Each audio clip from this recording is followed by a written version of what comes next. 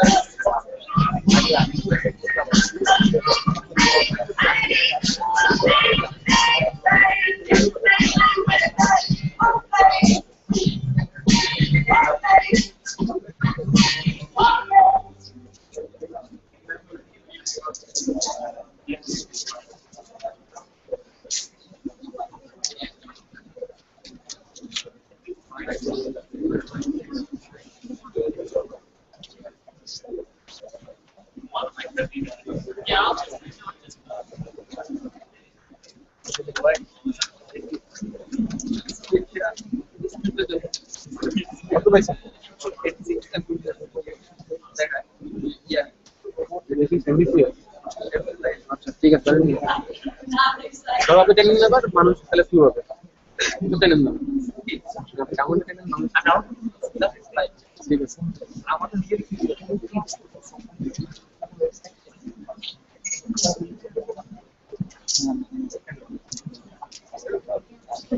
Thank you so much.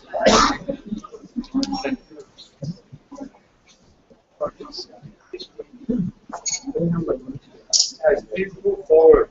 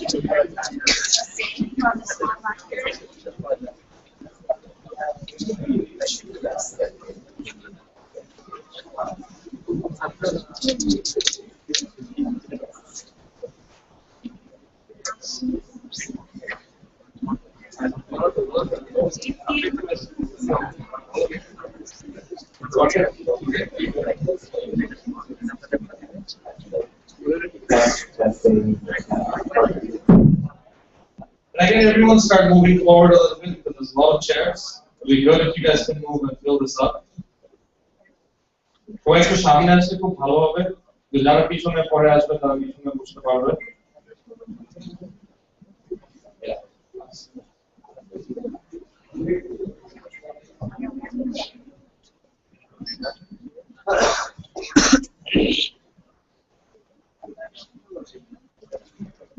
আমরা 5 মিনিটের মধ্যে শুরু করব।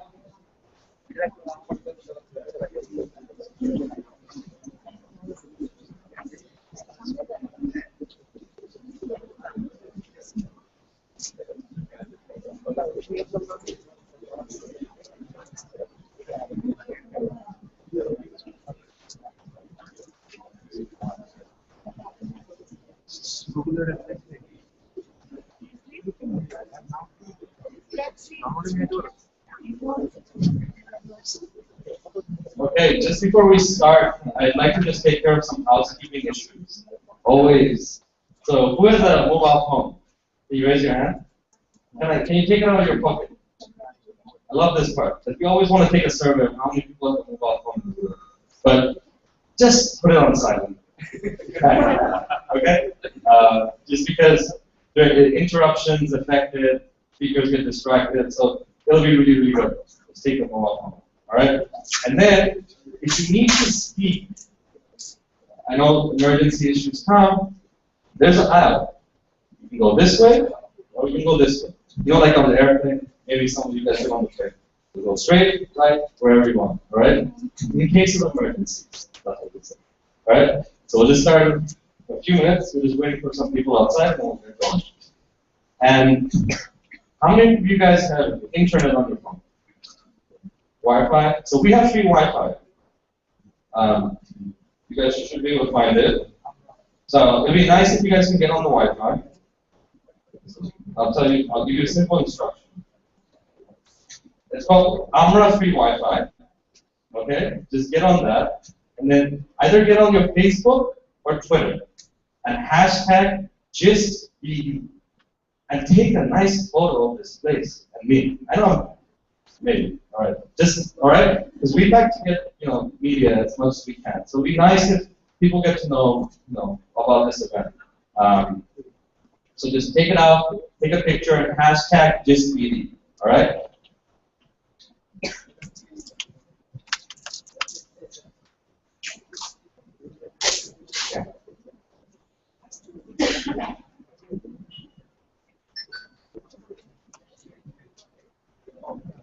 So you guys can see it over here.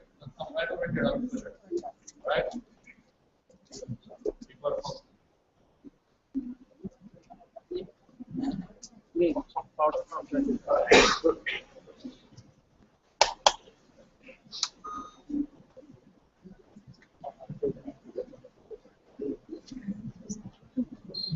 Can I get the doors closed? We're going to start. So first of all, welcome today. First, I'd like to invite Natalia from CRDF Global to say a few words, and then we'll get this going. Thank you. Hello, good morning, everyone. How are you doing? I'm Natalia Pippen with CRDF Global. I run innovation entrepreneurship programs there, and we're here with the GIST initiative. We're lucky enough to implement global innovation through science and technology together with the State Department. And we're very excited to be here in Dhaka, Bangladesh, with our 10th bootcamp. So what do? We support technology entrepreneurs around the world.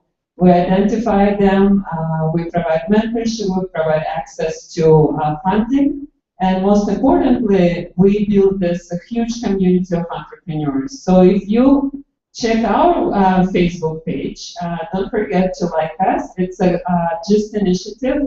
Please, at some point, do like us. This is our way to communicate to people and to entrepreneurs. We put some educational links. We have some questions to you. That way you will be aware of what's going on in GIST initiative. So we have different competitions all the time. So please do check us out. And in Bangladesh, we were lucky enough to partner with Startup Dhaka and to organize this bootcamp. So today is actually the third day. It's a demo day, but we spent day and night, very intensive 2 days, training the 30 companies that you will see today in the second half of the day. They went through the intensive training, and they had individual mentorship, and also the pitch session. And the judges yesterday identified 7 startups that will pitch today. So you will hear from your peer entrepreneurs today on this stage in the afternoon. With that said, I think we have a couple of international experts that we invited to come with us. And I think because they were already here, we thought, why don't we open this to a much broader community? And I'm glad we have a full room. This means that entrepreneurship is a trendy subject here, and a lot of young people want to be involved in entrepreneurship. And I'm sure you will learn a lot from the experts that we have. We have entrepreneurs, investors, and they've been in business for many, many years in the States. They've traveled around, and they have a lot of insights to share with you. I wish you a very good day, and we'll be talking more throughout the day. Thank you. Thank you, Natalia. So how many of you are sleepy? 9 o'clock in the morning, early. Sleepy? Yes? A little bit. Come on, don't lie. I can tell you're sleepy because you're not raising your hand. Obviously. Yeah, well, we will get you up. We will wake you up, and we've got some fantastic things, fantastic speakers, and some cool activities in between. And it's hard how you can do this. Bangla তো বলবো, but আমাদের স্পিকাররা কিন্তু আজকে ইংলিশে কথা বলবে, ওনাদেরকে আস্তে আস্তে কথা বলছি। So anyway, before we start, first of all, we'd like to thank a few people. It's good to thank people in the morning, because then we got everyone's attention. First of all, I'd like to thank the U.S. State Department, CRDF Global, Startup Paca, for putting this event together, the Bootcamp and Demo Day. Then we also have a lot of community sponsors and outreach partners. First of all, the Citibank, LR Global, Popular Life Insurance, American International School, where we had our boot camp for 2 days, Instar, Amra, Power on the Internet, Magneto Digital, Khan Bahadur Group, Orchid Printers. Then we also have media partners. We have Radio Shading, Independent, Dhaka Tribune, and the Iqtidar. And our outreach partners who helped us get a lot of the noise out in the market. Basis, Bangladesh Brand Forum, ESAP, JCI, Dhaka, Cosmopolitan, GBG Dhaka, GDG Dhaka, BBD, Pranor Lab, ELANS, World Bank, and the Wave. And then we also have a few people who we never get to see them behind the scenes. They're always working behind the scenes, but we just don't get to see them. That's why they're behind the scenes. We have Root Marketing Service, the Pranor Lab, who've been helping us manage and get the infrastructure together very nicely. So everyone, can I get a round of applause for everyone for this? But also, let's thank you guys. If you guys weren't here this morning, I think all of us would be speaking to ourselves. So thank you so much for showing up on time. All right, so let's get started. Can I get Jim over here? Good morning, Jim. What are we doing today? We're going to talk to these people. Hey, We're electrified. what are we going to talk about? Well, think a little bit about entrepreneurship, a little bit about leadership, a little bit about building relationship. I don't like this. I don't want to move away. Come here. No. All right. So Jim is going to be talking about relationships, our key to success, entrepreneurship. So please take it away. Good morning. Good morning.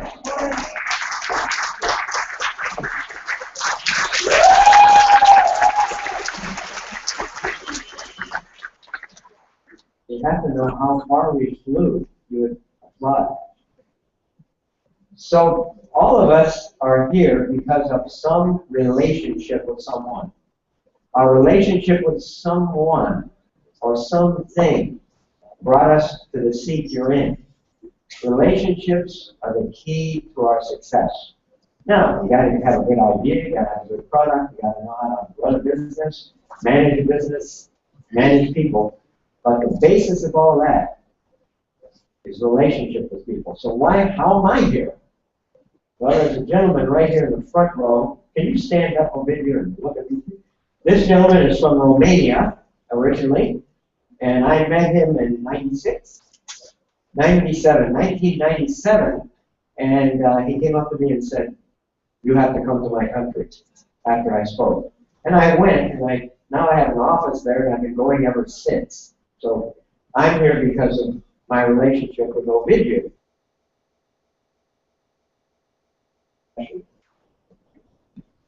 I want you to turn to the person next to you and tell them how you got here. Was it a relationship? Did somebody tell you about it? Turn to the person next to you and tell them. Go.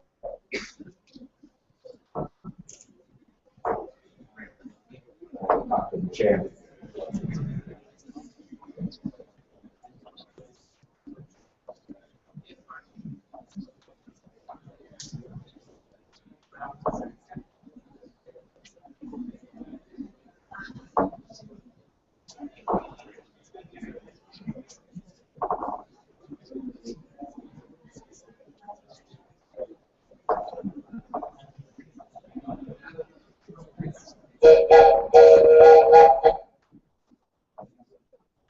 On board, all aboard.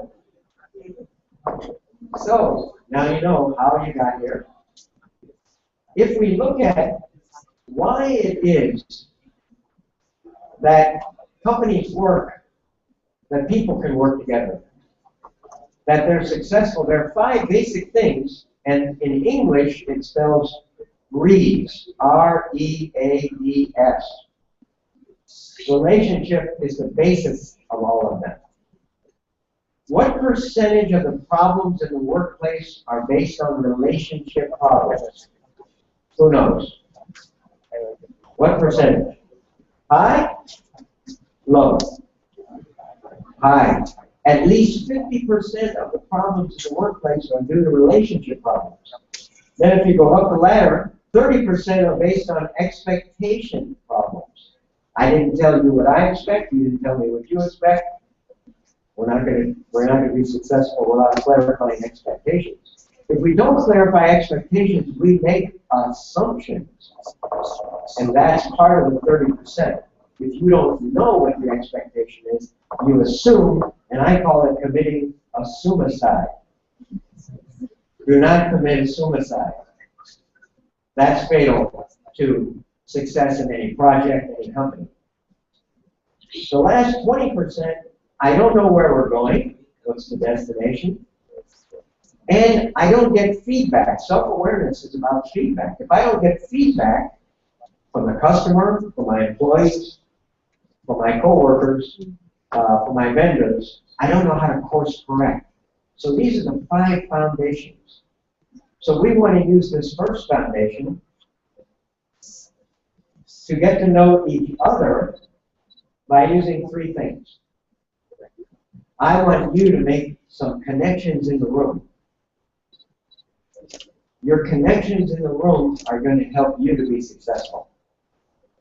So I want you to meet people in the room, not somebody you already know.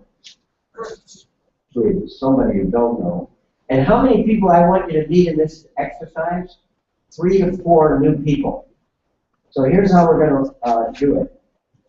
We're all going to stand up, and we're going to move around. And we're going to meet at least 3 to 4 people. And you're going to exchange 3 things with them. Your background, so I'll just tell you mine. I've been doing this for 25 years. My company's been in existence for 25 years. If your company is 3 years old, it's good. If it's 10 years old, it's very good. If it's 25 years old, it's beautiful. I have a beautiful company. Now, my background is I used to manage a magician in Hollywood, a star in Hollywood. I've run other companies, worked for universities. That's part of my background. What are my interests? I love sports, any kind of sport. I hear cricket is a sport here, right? First time I was at a cricket match in South Africa, after about 4 or 5 hours, I said, when are we going to know who's going to win? And the guy said, it's 4 more days. What? I love sports. I love one-day cricket matches. A goal, I just wrote a book, but I'm writing another one. I want to publish that book. So that's my background. That's my 3 things. You're going to share the 3 things with 3 or 4 people. You have 7 minutes. You'll hear this at the end of 7 minutes, and then you'll take your seat again. Okay, you ready? Ready, get up? Go! Side. Yeah, Okay. lots of room to the right. Right over there. So you guys can also go to the side. Please leave those lights on too. You guys can move to the right. There's a lot of room on the right. After you Gandhi is Ganga, you can go to the right.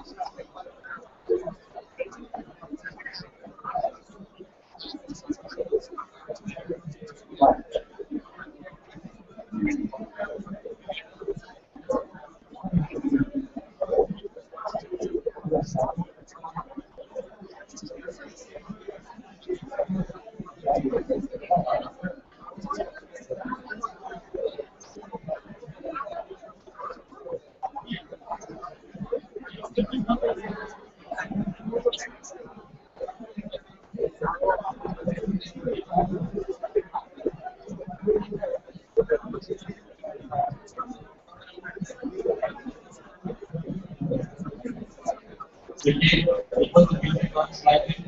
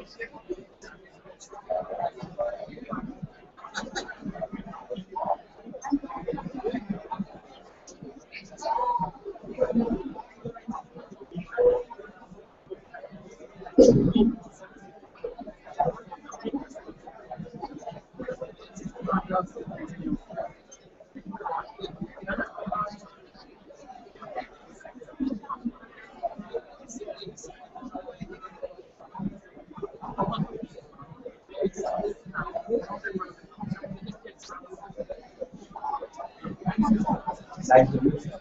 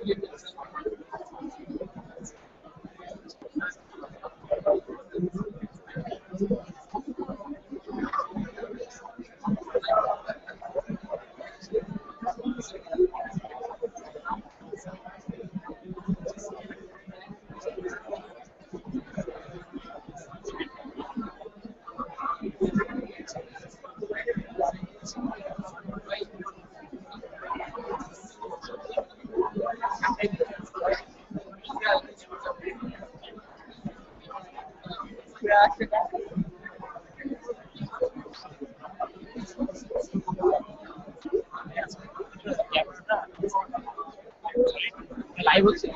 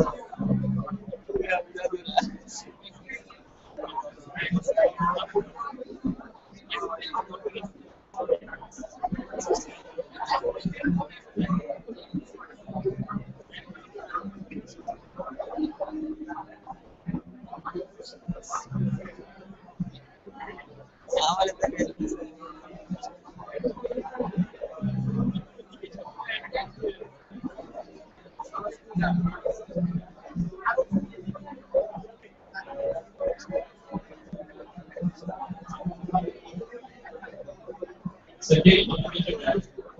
hey guys, get your attention. Take a seat, guys. I know you're excited. You're giggling. Take a seat. We've got a fun exercise. Take your seat, guys.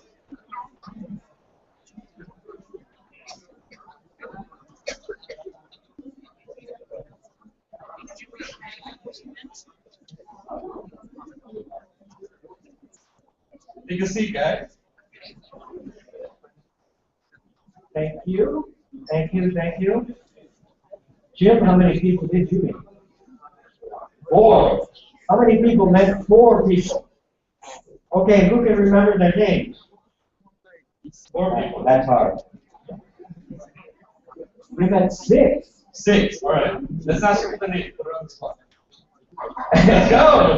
All right. Say your name then. I'm Saima, and I'm from JCI, who is one of the outreach partners for this event. And of course, I remember another Saima I met, and That's we share easy. a lot of things actually. We both went to the same university, and we both love cooking. So that's why I'm here, because I want to start my dessert shop. And I like both of you. oh, okay.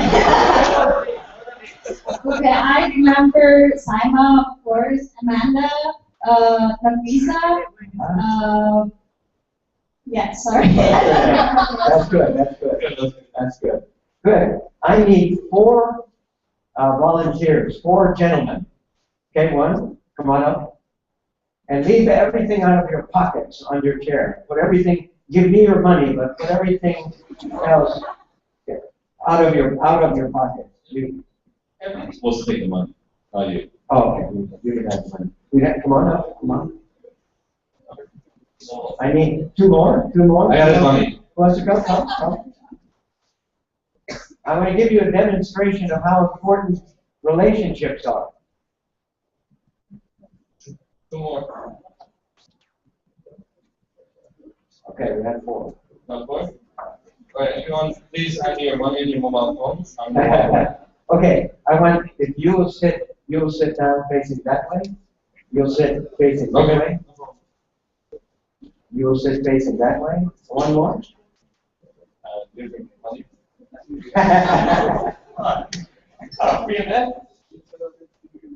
Now, here's our analogy. These chairs are our organization, our processes, our products, everything that will change consistently if you want to keep growing and keep expanding and scaling. So those will all change and they'll become different and innovative and improved. But the relationships are the glue to that organization. It makes the organization what it is. It has to be stable. It's the only stable thing in an organization. Even those will go up and down, but they have to become so important that those are first. They're the priority. So right now, they don't have a very good relationship. In the business of organizations, we call them silos. We're not communicating well. So they have to build better relationships. So I want you to put your feet on the ground about that far apart. Yes. Flat on the floor. Okay. Flat on the floor. Spread it a little bit more. Thank you. Now we're going to have them build better relationships. I want you to lay back. Lay back. Relax back. We have to go back all the way. All the way. All the way. Relax on the chair. You have to go back. You have to go back. Relax. During this exercise, you cannot sit up. You have to lay back. Relax. Relax. Now the relationships are good. They're very good. Lay back. Boom. Boom. I got it. Relax. Anybody have any drugs or anything? Relax. Relax. Okay, don't sit up during this exercise. Now, what I want to show you, that structure will change, disappear, renew itself, but the relationships are important. I'll show you why. Okay, now I want you to lift back your butt there. Okay. Oh, you don't sit up, just lift up. That's right. Like your foot. Keep your foot down. Okay, now you lift up, lift it up. Don't you think you're sitting up? You can't sit up. Can I afford new people? Here, look back up. Look. Now, sit up. Let's try this again. Now, sit back in your chair. Relax back. Don't move. How do I say that in Bangla? Don't move.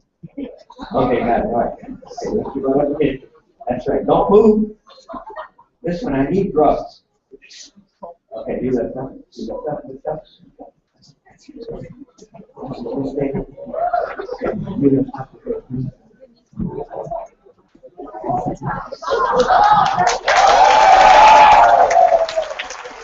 All right, let's say the one. Good job. Good job.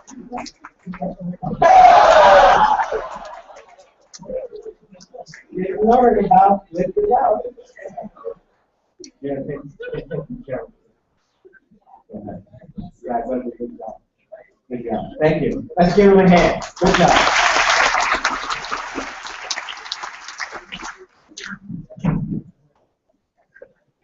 What inhibits relationships? And you saw, it can stand on its own if the relationships are good and people follow instructions. If they don't follow instructions, good. There's so many things that, from research, there are 21 things that hurt relationships. Anywhere from you punish the messenger, you fail to thank people, you fail to show appreciation for people, you pass judgment, you speak with anger, or you're emotionally volatile. All those hurt relationships. Let's just look at the top 6 or 8. The top 8. Obsessed with winning is something that all entrepreneurs are obsessed with. But if you let them overshadow you, you ruin relationships. So look at those 8 things. If you say, somebody tells you something and you say, I already knew that, hurts the relationship. All you need to do is say 2 words. Thank you. If they give you an idea, thank you. Don't say, I've already tried that. That's a bad idea. Just thank you. Passes judgment, argues and disagrees with ideas, makes destructive comments behind people's backs. It's a cancer of teams. Starts with no, but, or however. Somebody says something, you say, no, no, no. Hurts relationship. Tells the world how smart they are. Speaks with anger, volatility, is negative. Let me tell you why that won't work. Now, if you look at those 8, those are the top 8 that people have in ruin relationship. Turn to the person next to you and tell them the one you have to work on out of these 8. Which one do you have to work on? Turn to the person next to you and share that. Go.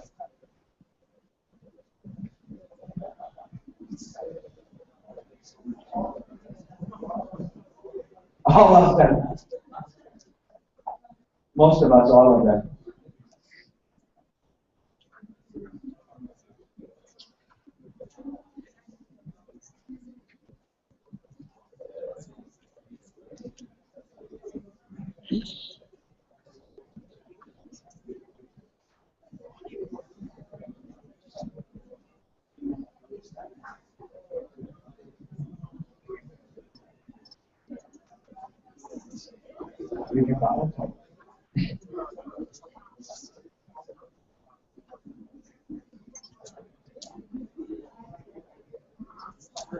All right, we're going to make these available to you. The slides will be available to everyone. We'll have them online, so you'll be able to look at these again.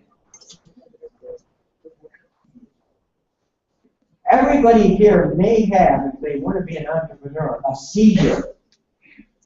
A seizure. And that is, you want independence and you don't want a boss. But we may be flawed because of our understanding of what being on our own and having our own business means, and that's why we're here with you today. We've all the experts here have had businesses. We've run businesses. We can help you out. That's why we're here. But you'll have a seizure. And I had my seizure in 1990. I worked with people up until 1990. And then my boss came out and he pointed to the calendar and he said, 2 months from today, which is here, we don't have any money to pay you any longer. And that was my birthday. It was a gift. Because at first you think I'm losing my job, but what I did is I gained my freedom. And I decided on that day, that's when I had my seizure. I'm not going to work for anybody, I'm going to work for myself. I'm going to work for the customer. Today you're my customers. So I'm working for you. An entrepreneur, then, from my point of view, is someone who's allergic to bad bosses, or bosses in general. You want to be the boss. You want to work with people, and you don't want somebody who's telling you what to do.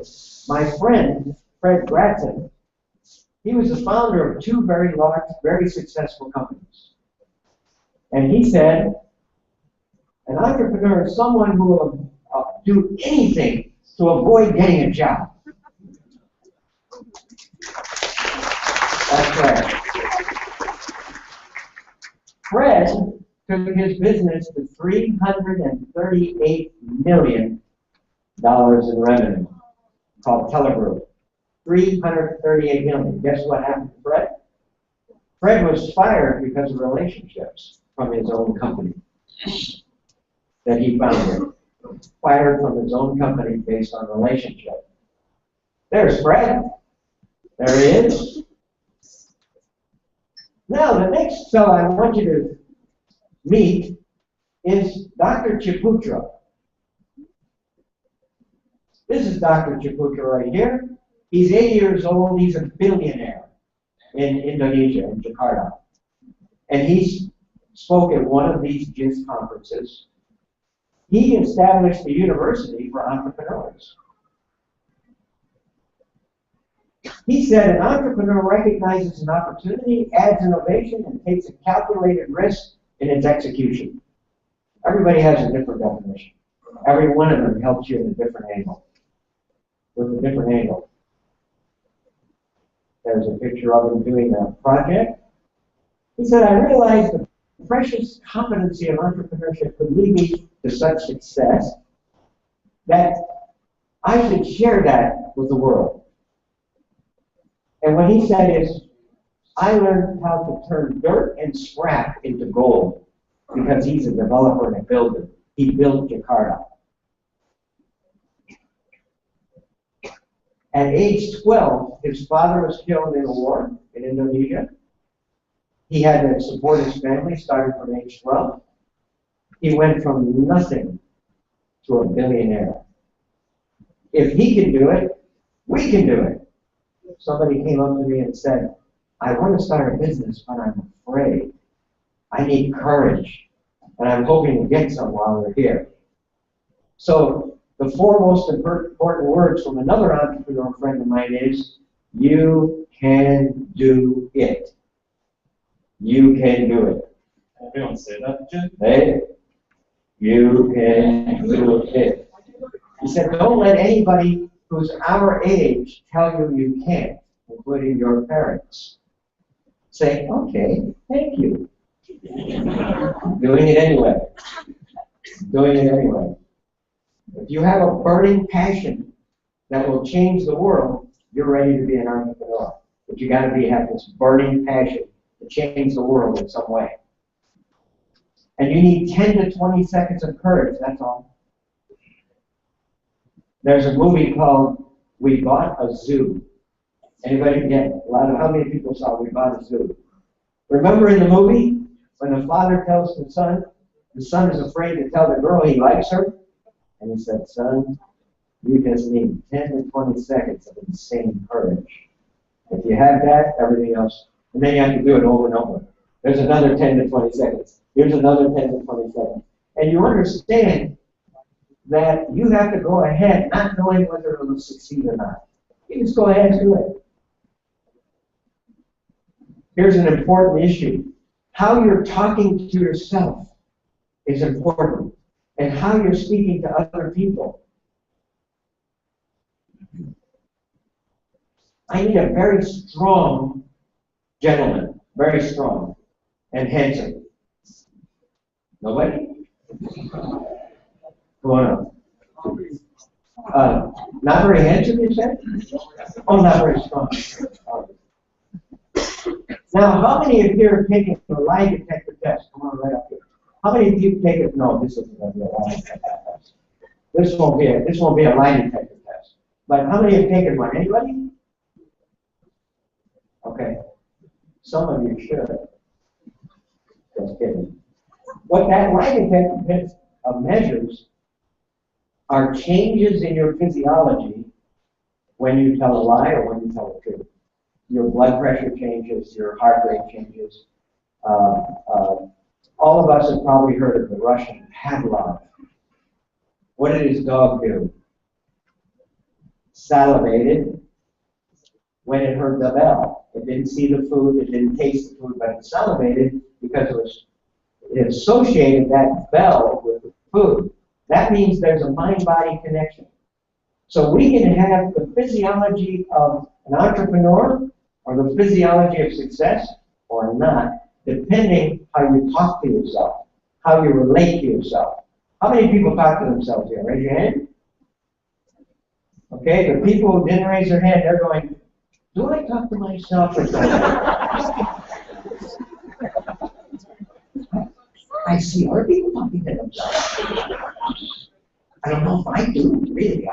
Everybody talks to themselves 60,000 thoughts a day. That means about 1 million words. You have this conversation going on with you. That conversation structures how you will approach life and work. I will show you using another technique called manual muscle test. You're going to do that in a second, so watch carefully. Are you right or left-handed? Okay. You'll take the arm, the strong arm out, straight out with the thumb down, it locks the elbow. Stand back here a little bit. It locks the elbow and it isolates the deltoid muscle. So, and you press it in the wrist. So, all your strength, don't let me put your arm down. Okay, resist. It's pretty strong. And pretty good looking. Is he good looking? Okay, that's pretty strong. Now take this hand, put it on your forehead. Okay? Don't let me put your arm down. Okay? Resist. Feel it? Yeah. So this disables the body. It interrupts the energy flow. But what's more powerful, this is physical imbalance, is mental imbalance. How you think, every cell of your body obeys your thought and changes its chemistry. Say, I can't do it. I cannot do it. I can't do it. Say, I cannot do it. I cannot do it. Okay, resist. Yeah. Now, let's turn it around. I can do it. I can't do Okay, resist. Feel the difference? Yeah. Every cell of your body responds. Say, she makes me so mad. Resist? Okay, now if she makes him so mad, who has the power? She does.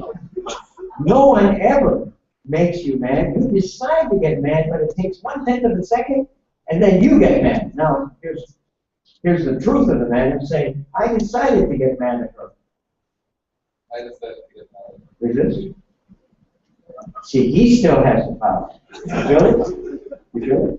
Yeah. So everything you say or do will empower your system or disempower it. Now, I'd like you to just stand up where you are, person next to you, and try this muscle testing. Just attempt to do it. Take their strong arm and use it. Go ahead. Ladies with ladies, men with men. Yes. Okay. Good idea. Good business partner. Let's give him a hand for coming up here. Stand up and give it a try. Stand up. Muscle test your neighbor.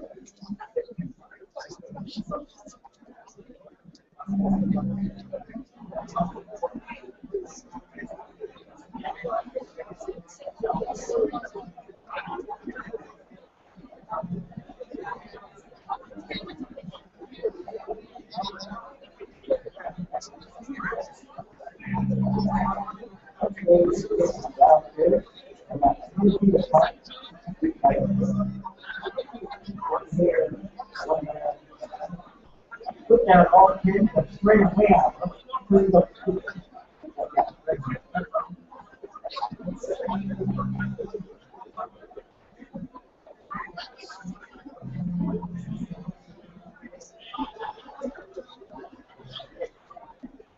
Well,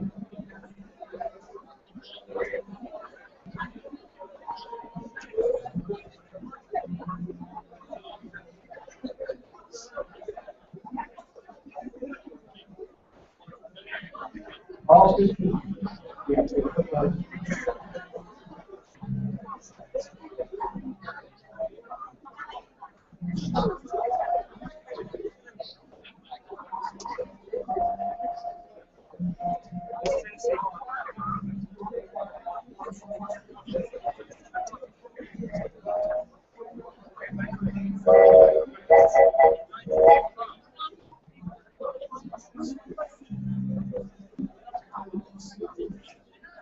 So give it again.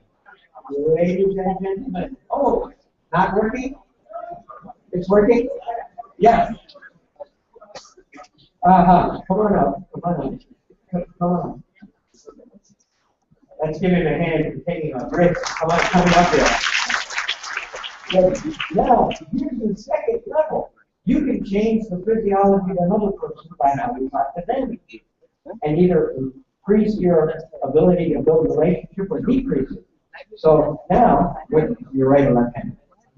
Right hand, okay. Thumb down. thumb down locks this. If this bends, you don't get any reading. We're isolating this muscle. Is this? Don't let me put your arm down. No, don't let me put your arm down. Okay. Now, I'm going to say some things to you, and then I'm going to test you to see how your body reacts. What's your problem?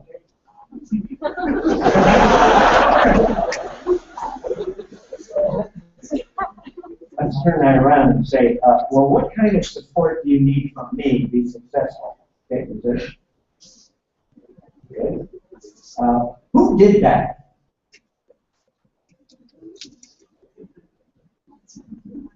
What would it take to move closer to our objective?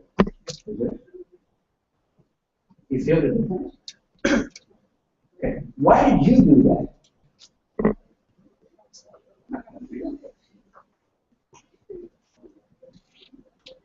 Who made that decision?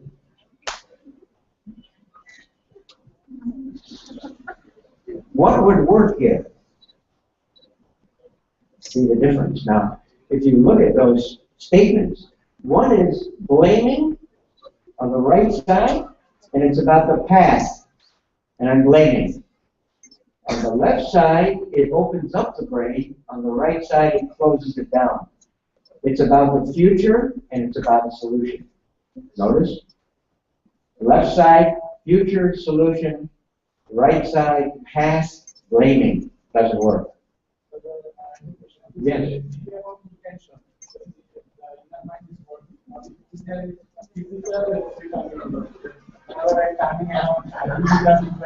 Are you an engineer? You should be. No. What happens is the body follows the mind.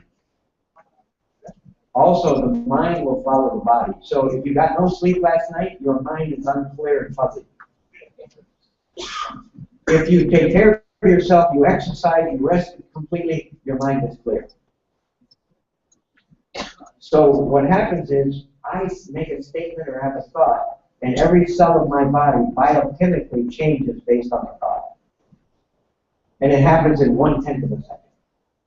Yeah, give him a hand for coming up. Yeah, very good. Good job. Why do we have meetings like this? Why do we want to know what relationships do? A couple of simple reasons.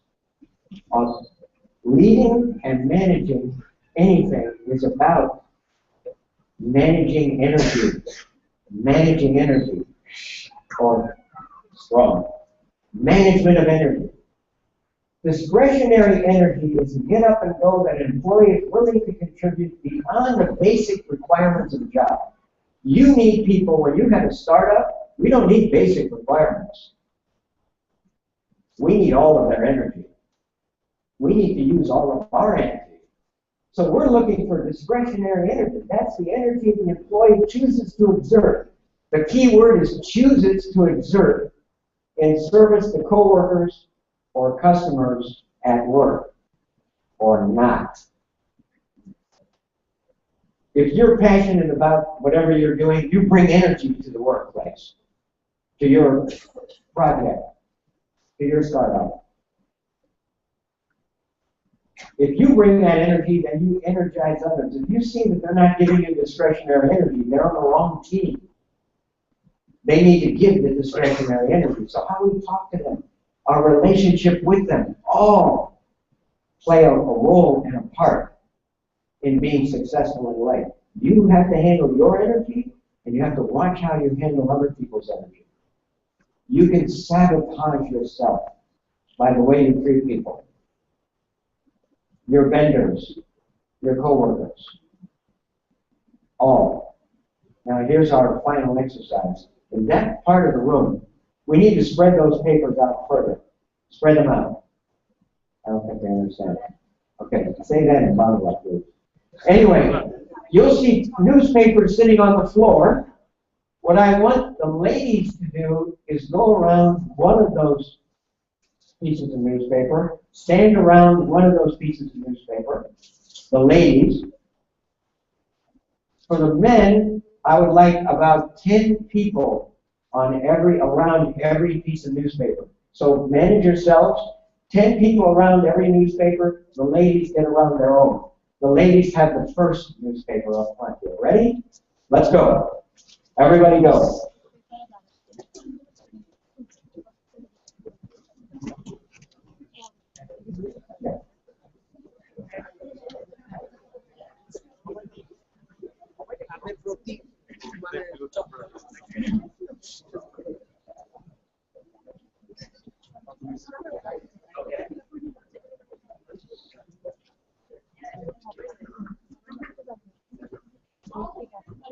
All the women in around the one newspaper, please. Here, spread them out. I'm sorry. Spread them out a little bit. That's good. That's good. Yeah. Stand around the newspapers. Around the newspapers. Move. Come, men. Yeah. Ladies up front. And if there's more than 10, we'll take another newspaper for the ladies. Yeah, if there are more than 10. Then we'll take another newspaper. Yeah. Split them up. Men, come on, move faster. Oh, that's my favorite. Come on, men, move. Keep moving. Faster.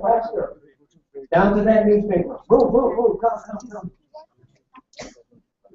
Pretend there's a fire. 10 people around each newspaper. 10. Move faster. There's Move faster.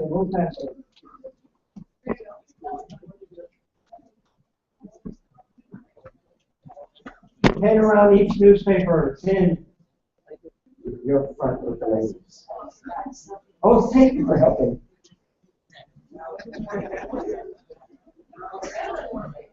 Yeah, another paper for men. Back. Come on, move it faster. Back here. Ladies up front.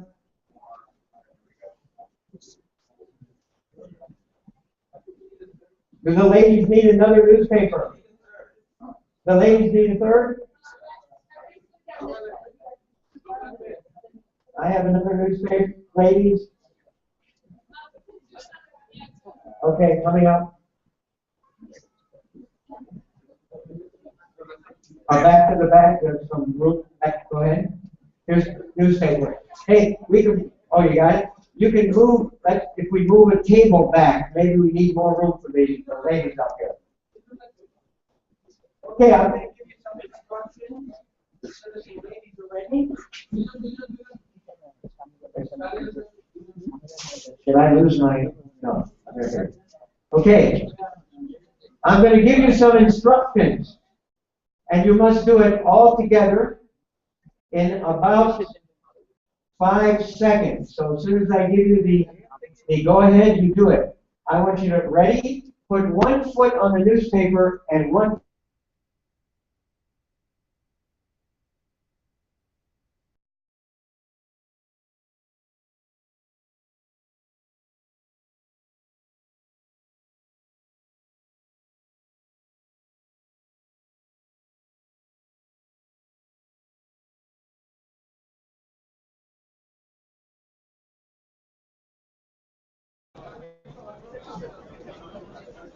Good? If you have a bad knee or a bad back, step off and don't do it. Just observe. Step on the newspaper. 1 foot on the newspaper, 1 foot in the air, go.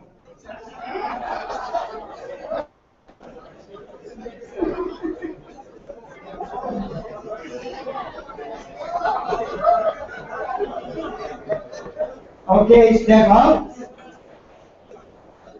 Fold the newspaper in half again. And then again in half. Make 2. Now, this is what happens. This is what happens in the workplace. Resources are getting slimmer and slimmer, less and less, and we still have to accomplish it. Remember, the way you tried to accomplish it before may not work. So 1 foot on the paper, 1 foot in the air, go.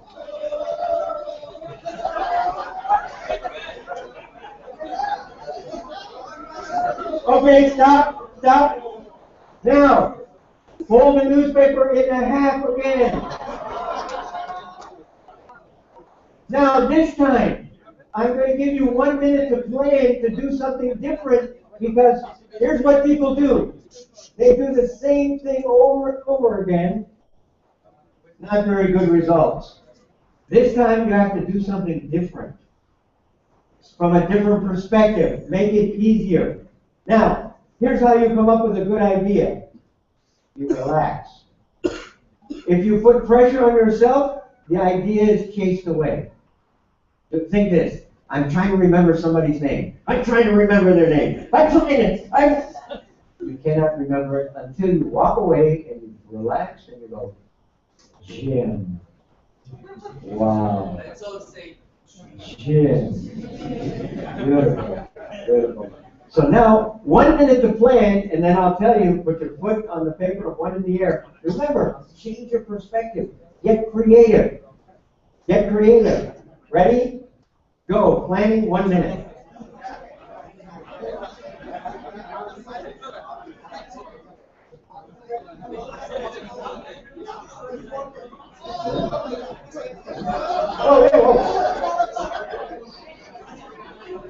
Okay, go. Go. 1 foot on the paper, 1 foot in the air.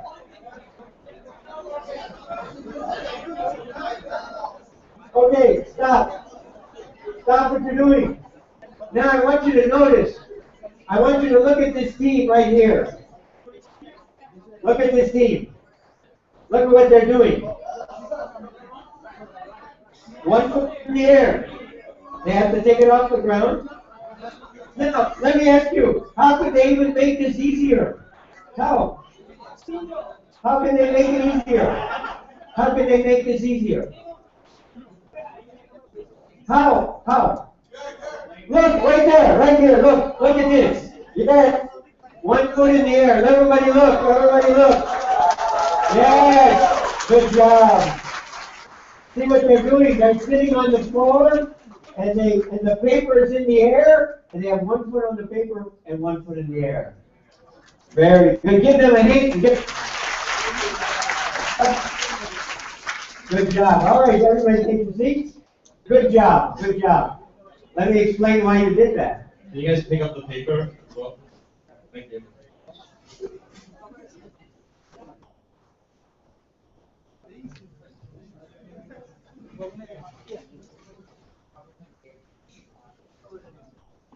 Usually the ladies do that first. I don't know what happened.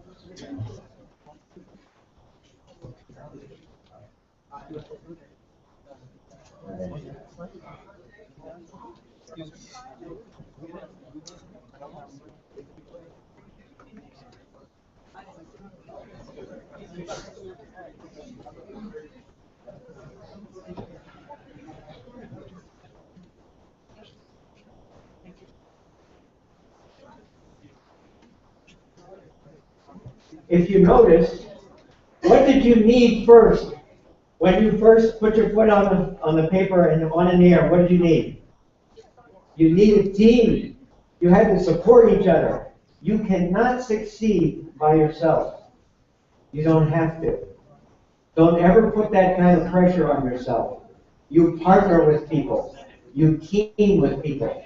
As resources dwindle, we need more teamwork. We need more what?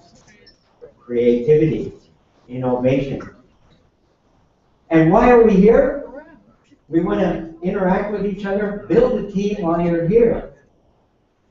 Find out who can help you, who you can help. And lastly, entrepreneurs do this.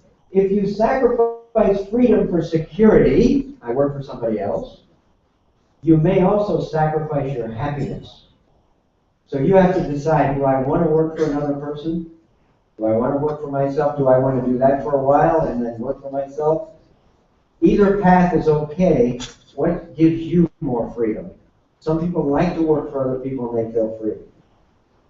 Decide that in the next few days, what you should do in the next year. What should I do in the next year? Thank you. Thank you. Thank you very much, Jim. Welcome. All right, did you guys enjoy that? Yeah? Oh, I can't hear you guys. Louder. Good.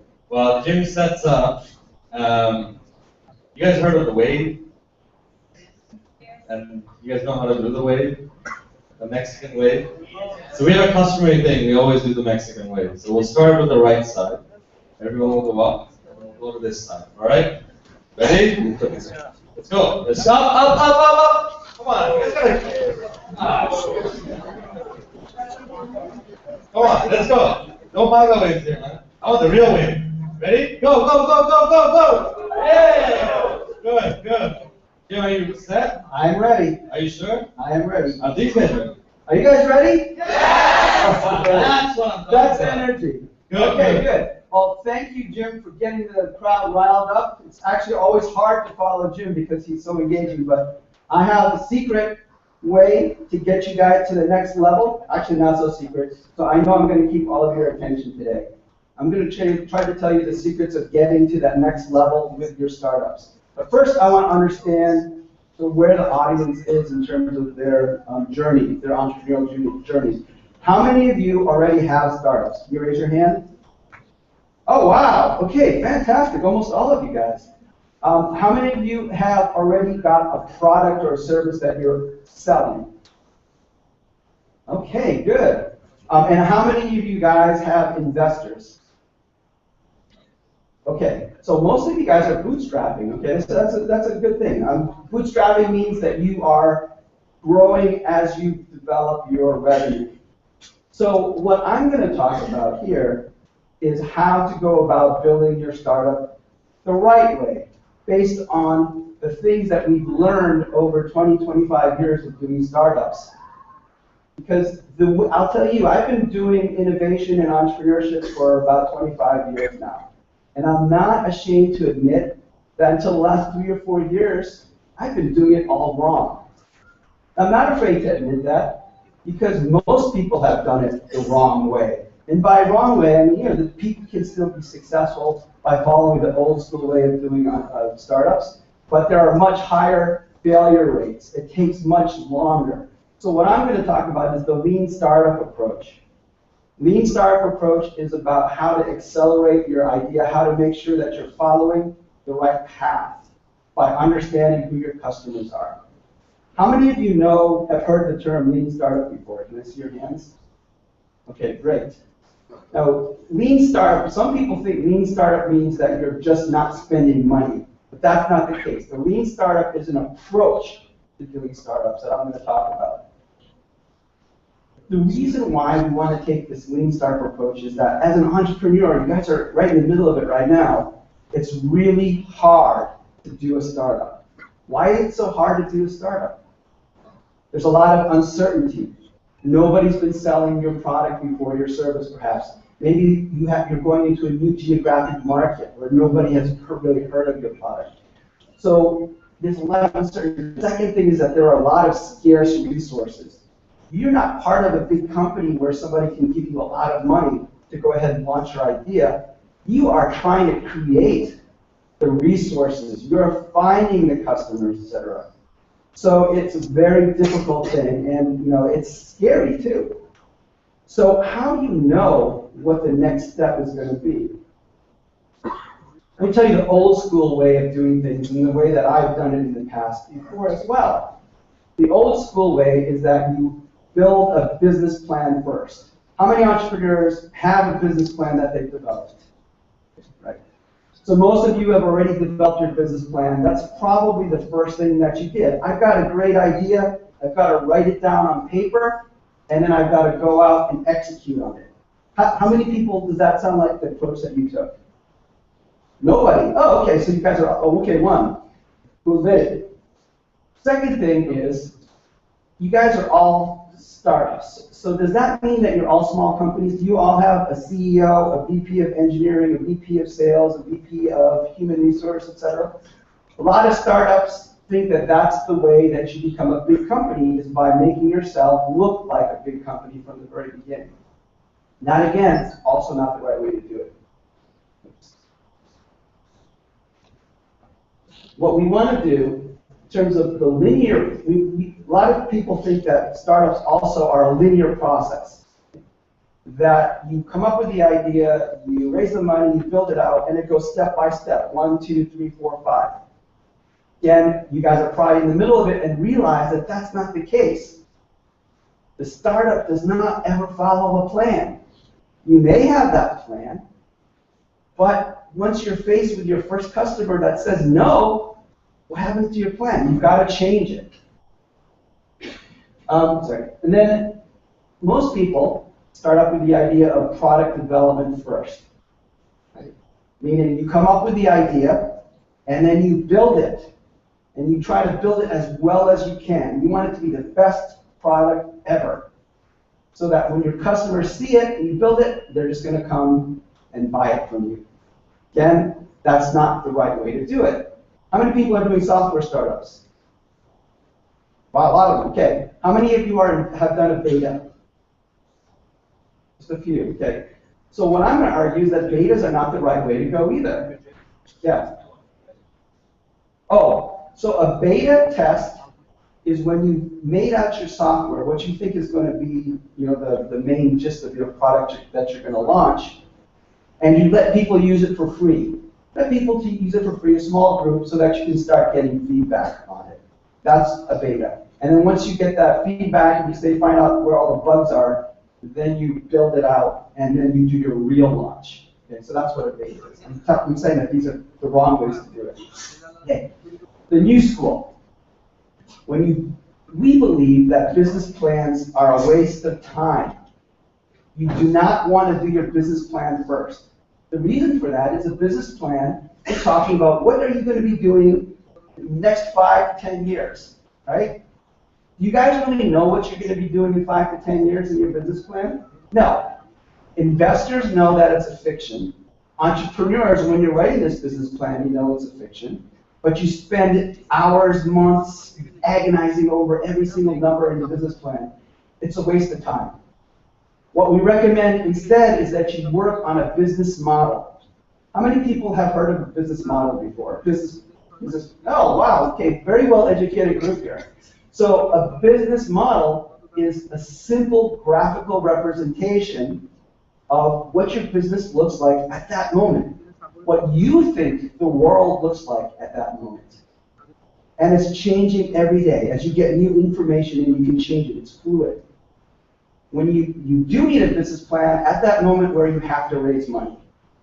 But the business plan at that point is simply a reflection of your business model canvas. So you can pump that business plan out in just a day. If you have a really well-developed business model canvas, then you can pump out your business plan in a day instead of spending months figuring it out. Next thing, startups. Do not create your startup as a small company. You should think about your startup as a temporary search organization. Because remember, we have a lot of uncertainty and we have scarce resources. So your startup team is really there temporarily to find out whether you have a business model that makes sense. Next thing, how do you figure out whether your business model makes sense? Well, it's not a linear process. You don't build it, customers come, and then you become rich in payments. That's not how it works. It's an iterative process. You have to keep going out there, see what works, doesn't work, come back and fix it. It's a circular process. Iterative means repetitious. You want to repeat things. You test it out, repeat it, wash, rinse, repeat. You just keep doing it until you get it right. Okay, now product development. Most entrepreneurs, especially engineers, try to do a great product first. They come up with the idea, and then they build a product. That's backwards. Because the most common point of failure for a startup is not that you make a bad product. The problem is that you make a product, maybe a great product, but nobody buys it. And why don't they buy it? Because you built something that's really great for you, but you don't build something that's great for your customer. So what we recommend is that before you start building any code, before you start doing anything, you want to go out there and talk to your customers. Listen to them. Find out why they have problems. To go out there and understand that, this is what they need, and then build it. 99% of the time, you come up with a great idea, it's going to be wrong. Maybe just a little bit wrong, maybe very wrong. But when you go out and talk to your customers first, they will inform what kind of product or service they are willing to buy. What you want to do is get to that minimum viable product. Who's heard of what a minimum viable product is? Okay, great. So a minimum viable product is that minimum set of features in your product that somebody will pay money for. And usually it's going to be pretty bad. Okay? Don't be afraid to put out a product that you know is suboptimal, as long as there's a customer willing to pay for it. Okay? That's why we say don't do a beta. People who use betas are not invested in it. They don't really care. They're not going to give you the real feedback. But if you've got somebody paying for something, even though it's suboptimal, if they're excited about enough about it for that suboptimal product, they're going to be engaged in giving you feedback and helping you make it better. Okay, so now I'm going to talk about what I mean by the customer development approach. In the startup companies, we're talking about 4 different phases of development. First phase is customer discovery. That's at the very early stages when you don't even know who your customers are yet. That is actually the most critical part of the company, is to know who your customers are and what their problems are. That's the customer discovery phase. The next phase is, once you've got a pretty good idea of that, how do you know if you're right? You got to go out there and talk to your customers. Talk to them and say, I've got this minimum viable product. Will you pay to use it? And then give me feedback. So you start getting up there to the minimum viable product. Once you have those first customers in that are starting to repeat their acquisitions of your products, that's when you start scaling up. That's when you start thinking about, okay, I'm going to start becoming a mini company. Before, I was just a search organization to find those customers and the product market fit. Now I'm starting to build up. And then you get into the company building phase. And at that point, you always want to be talking to your customers, but now you're starting to get to the phase where you're getting good information from your customers, because they keep buying your products, they're telling you what's wrong, they tell you what you want. And then you can start thinking about being a regular company. Okay? Does that make sense to everybody? Have I convinced you that this is a very different approach, but it's an approach that is maybe a little bit alien, maybe counterintuitive, but it's an approach that we've shown works really, really well. And it'll get you to your goal faster. It'll get you to your goal with fewer failures. This is the approach that we advocate. So hypothesis development. I don't know if this might be a big word that is hard, but basically a hypothesis is an educated guess. Right? When you come up with a great idea for your startup, you are making an educated guess about the way the world works. Okay?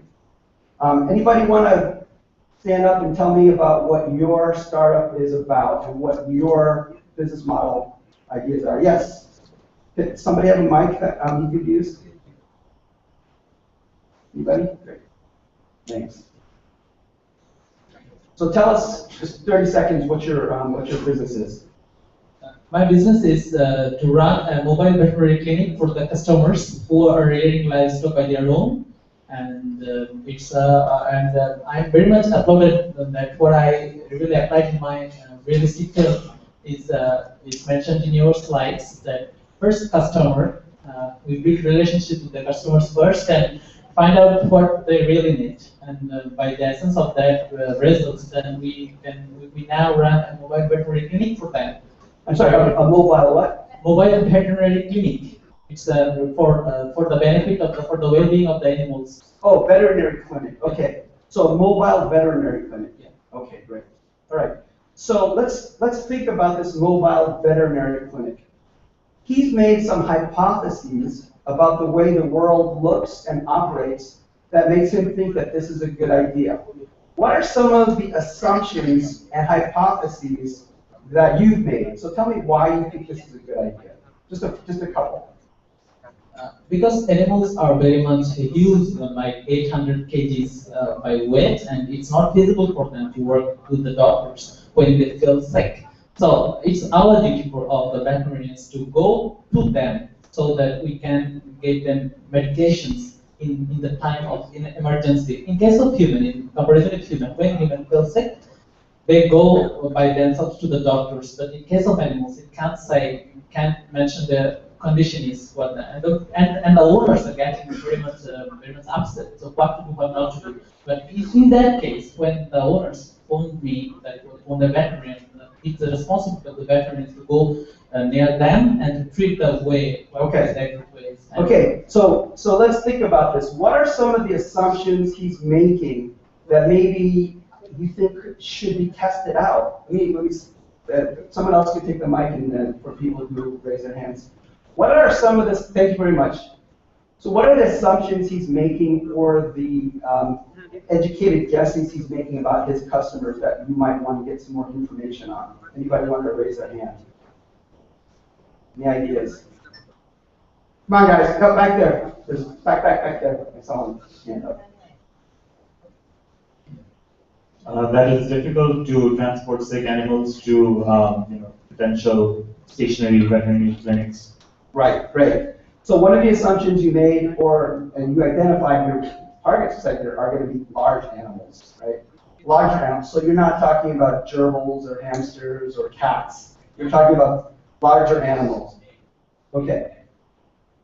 Okay. So that's one of the assumptions. What are some of the assumptions you might want to test about that?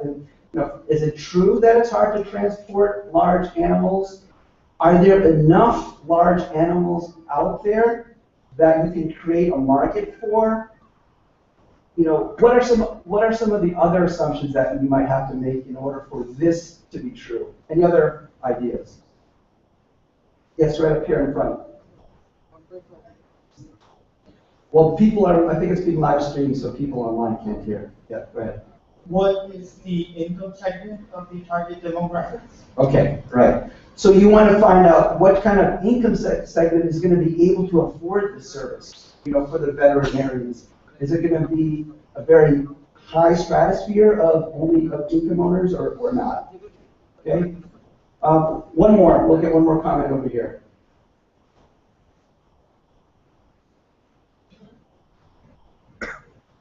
Thank you. I think it's a fantastic idea. But I think we need to also understand which area, like as you're talking about large animals, I think it's cow or camels. So maybe the areas where the farms are more, like in Pabna, okay, this area might be people who are more sensitive to keep their animals alive rather than eating. Like they are more into dairy, farms, and milk. So which area you would like to start your establishment and how sensitive they're really about their cows?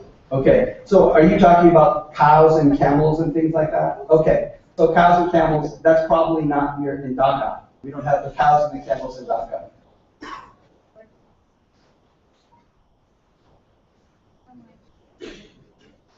There are some major dairy bells exist in Bangladesh, and I first got amazed to see in my area, like I resided in the very outskirts of Dhaka, near Shabar. There is plenty of land as well as plenty of rural areas, and people are very much prone to keep their dairy animals, and it's a very good dairy belt as well, like Pabna and Shirazganj. Although Shirazganj is a very, very big area, Pabna holds a big area for dairies, but in Dhaka as well, people like to keep dairies, and where I'm residing at Shower, and it's also a very good area of dairies. And we connected to over 3,000 farmers who have many dairy farms. Great. So he's already gone out and talked to all the customers. So, but sounds like you explicitly thought of, okay, this is the way the world looks like, and you went out and you talked to the customers and you said, oh, okay, so I found this. Is where you are now the same place you started before you started talking to the customers, or did it change over time? We started it since March this year, but prior to that, we got them training. We got them trained. No, but I mean your idea. Was your idea originally the same before you started talking to customers? Sorry, I didn't understand. Your original idea, initial thought, did you start with cows or did you think generally about all kinds of animals? And I'm trying to understand how you got to where you are today, because you said that you talked to your customers first. Okay, my ideas got changed over time. Firstly, I want to give them treatment by myself, carrying a motorcycle with me. But when time passed by, then I felt that it won't possible to treat those livestock because I didn't take much of the instruments as well as medicines with my motorcycle. So hence I came up with that idea. So you're a veterinarian? I came up with the idea of having a van. Why not having a van? Okay, all right. So you learned over time as you were treating the animals. Okay. So one other assumption I think that also needs to be clarified, because he himself has done this. You're a veterinarian, right? So are there enough veterinarians out there who would be willing to get a van and to go out and run out there? Have you talked to other veterinarians? Okay, good. So he's already implicitly following this approach. Do you have a business model canvas as well? Okay, good. All right. You're a bad example. I wanted somebody who wasn't doing good stuff. Okay. All right. So he's gone out and looked up these assumptions and tested these hypotheses. And he's gone out and gathered evidence from talking to his customers and doing it. And I'm guessing you've also asked yourself, why? Whenever you come up with a reason for why somebody might want to do something, that you think they're willing to buy something from you, you have to ask yourself why, at least 5 times, to get down to the root problem of why somebody would be willing to pay you money, right? So this is the basic process of customer development. And it's much better than if you had started out with your original idea of getting on a motorcycle and getting veterinarians to go around to different places without talking to the customers. If he had just gone out and bought 1,000 motorcycles and tried to sign up 1,000 veterinarians to go out and help the patients, then he would have been in trouble, right? Is that right? If you had gone ahead with your original idea without testing it out, then you may have been in some trouble, right? But now he's done this iterative process. So what he did is he came up with an idea and he started building it out, but from his own experience, created a product, measured the response that he got back, took the data, learned from it, and then did another iteration. And this is what I meant by an iterative process, a repeat process, to get to the right product. Let's talk about another thing that entrepreneurs have to really worry about when they're starting out. Especially I found here in Bangladesh, when I'm talking to the entrepreneurs, you want to do everything. I've talked to some entrepreneurs who have 7 or 8 companies already launched with 2 products each, 3 products each. They're doing so many things, and they sound like they're already a multinational corporation. I asked them, how many people do you have? Oh, 1. Wait, you're doing 14 different things in just one person? Yes. So, okay, you're a very busy person. But most people I find want to do this. This is a Swiss Army knife with so many things on it, it becomes absolutely useless, right? There's just too many things. You can't use it. What most entrepreneurs really need to think about is building this, okay? A simple blade can solve 80% of the problems that a Swiss Army knife user wants to do. Learn how to build this. And then you get feedback, well, I'm using your Swiss Army knife and I really like it, but I drink a lot of wine. I want a corkscrew. Or I spend most of my time, drinking beer. Okay, I don't know the alcohol is coming out too much, but you get the point that you want to have something that looks like this eventually. But that's not the first thing we launch with. That's something you learn over time through this iterative process. And does that make sense? How many people look at themselves and realize, oh, he's talking about me. I have 14 different things that I'm doing, right? Yeah, okay. Let's narrow down and do one thing really well. Okay. Business model canvas. Who has seen the business model canvas before? All right, great. This is the best way to represent and understand your business. There are 7 different boxes, or nine different boxes on here that are all interrelated that help you understand what your business is about. You can download this for free online. Just look up Business Model Canvas. What it does is it asks you, okay, who are the customers that you're trying to address? Who are you trying to sell to? Asks you why would you sell to them? That's the value propositions here. We got a laser. Those customer segments, value propositions. Why would they buy? This right here is about the channels. How do you deliver your product to your customer? This up here is customer relationships. How do your customers want to relate to you? How do you keep them engaged? How do you find them? How do you keep them? How do you grow them? All of this stuff on this side of the canvas feeds down into your revenue streams. So if you understand these 4 things, you can start to understand what kind of revenue model I need to have. How am I going to make money? These questions over here are about your cost structure. If you understand these 4 boxes, then you can start building out your cost structure. You'll notice that this value proposition straddles both. That's because your value proposition is both a revenue generator and it costs money to build. So that's why it straddles both. You need to understand both. This here is about key partners. As a startup, what did we say earlier? You don't have a lot of resources, right? So in order to make something, you probably cannot do it by yourself. You need to find partners to work with. So these partners are going to want to work with you only if they get something out of it. And that probably costs money. Maybe you're cutting them into some of your profits. Maybe you're doing some kind of revenue share, etc. Those are the key partners. Your key activities are the things that you need to do on a daily basis to keep your business running. And the key resources are what you actually are bringing to the table that make you special. Those all feed into the cost structures. This is rapidly becoming the way that entrepreneurs and investors talk to each other, to understand what each other are doing or care about. So everybody should be working on a business model canvas, and you should have this in your repertoire. It's a way to communicate, it's a way to clarify your thoughts, it's a way to show you what you aren't thinking about and what you need to do. Okay. Customer archetype. This is one of the most important things that you have to start with, is you have to understand your customer intimately. You have to know them extremely well. This is a picture of 11 customer archetypes that Starbucks has developed for themselves.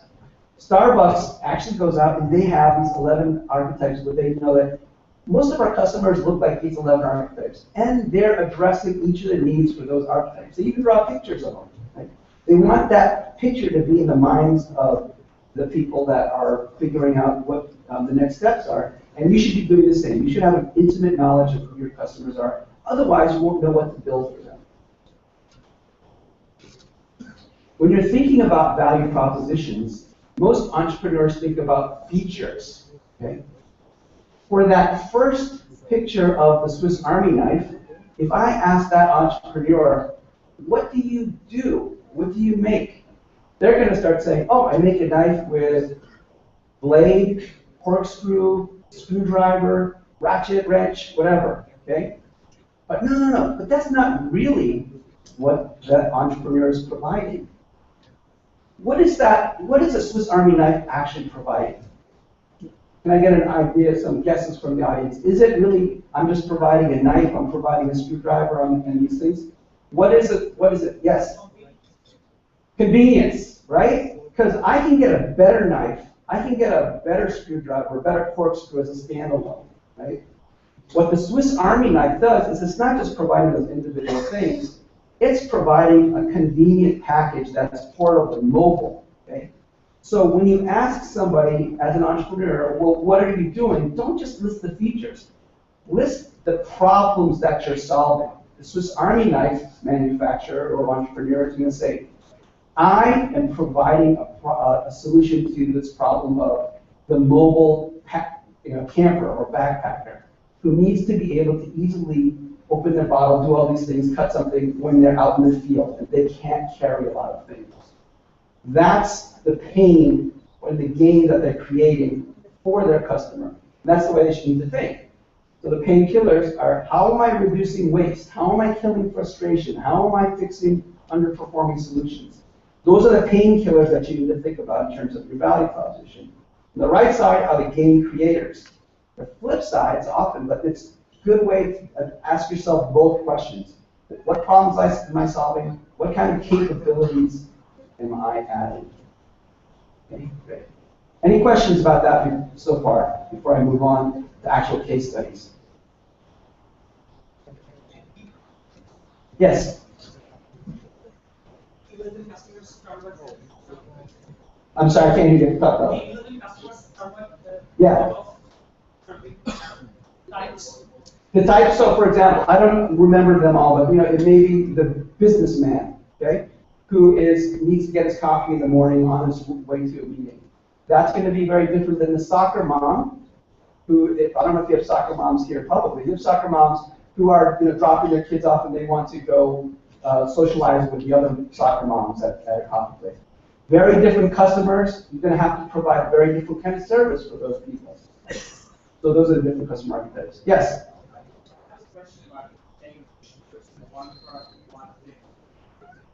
In the very early stages of a business, you haven't yet validated any of your assumptions, and there's a certain time lag before you come up with that minimum viable product. So might it not make sense to have a portfolio of different approaches and see which one works? And once you've found one that works better than the others, then you focus on that one thing. Great question. Well, we recommend, let's say you've got 10 different ideas that you think are great, right? Rather than spending a little time on each of those 10 solutions, we recommend you take the one that you think makes the most sense and then explore that one really quickly. And by really quickly, I mean weeks, right? Go out and talk to as many of the customers as you can, and if it doesn't work, eliminate it and move on to the next one.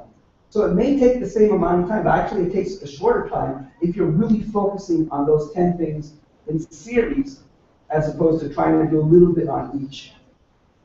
Does that make sense? Okay, great.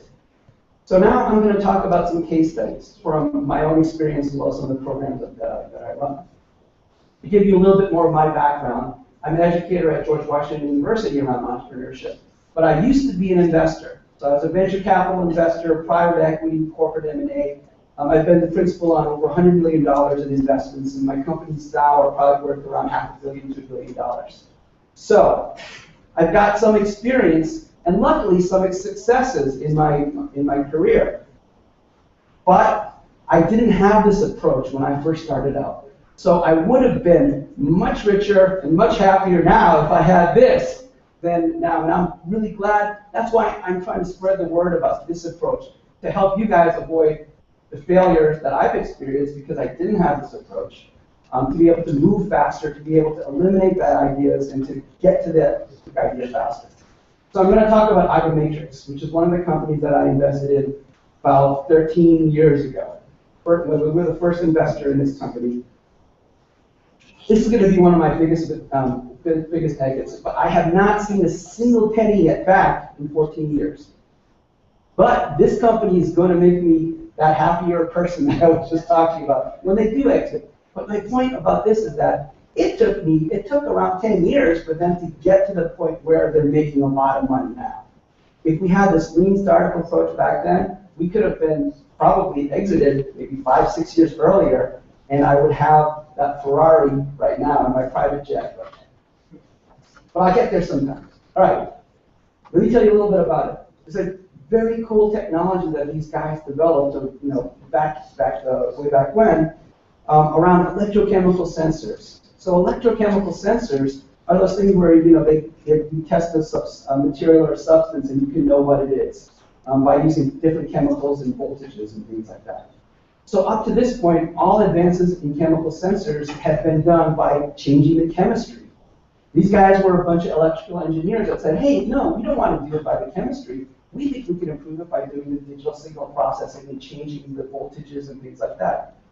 So they came up with a way of making electrochemical sensors much more accurate. Does that make sense? Do you guys understand what electrochemical sensor is? Okay.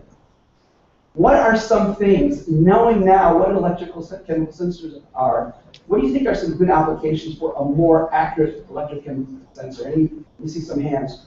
If you had developed this, what do you think you might have done with it? Yes, what? Loud. Bomb tracking? Okay, bomb detection. So maybe on an airplane, right? At an airport, you want to make sure, okay, I got a more accurate sensor, I can tell someone's bringing on explosives. What else? What else would you want to look at? Yes? Blood test. Blood test? Okay. Blood test, right? You want to be able to detect what's in the blood. What else? Yes? Composition of what? Okay, it's a sort of reverse engineer what a product might be, right? Okay? Let's go one more. Yeah, back there, but just yell it out.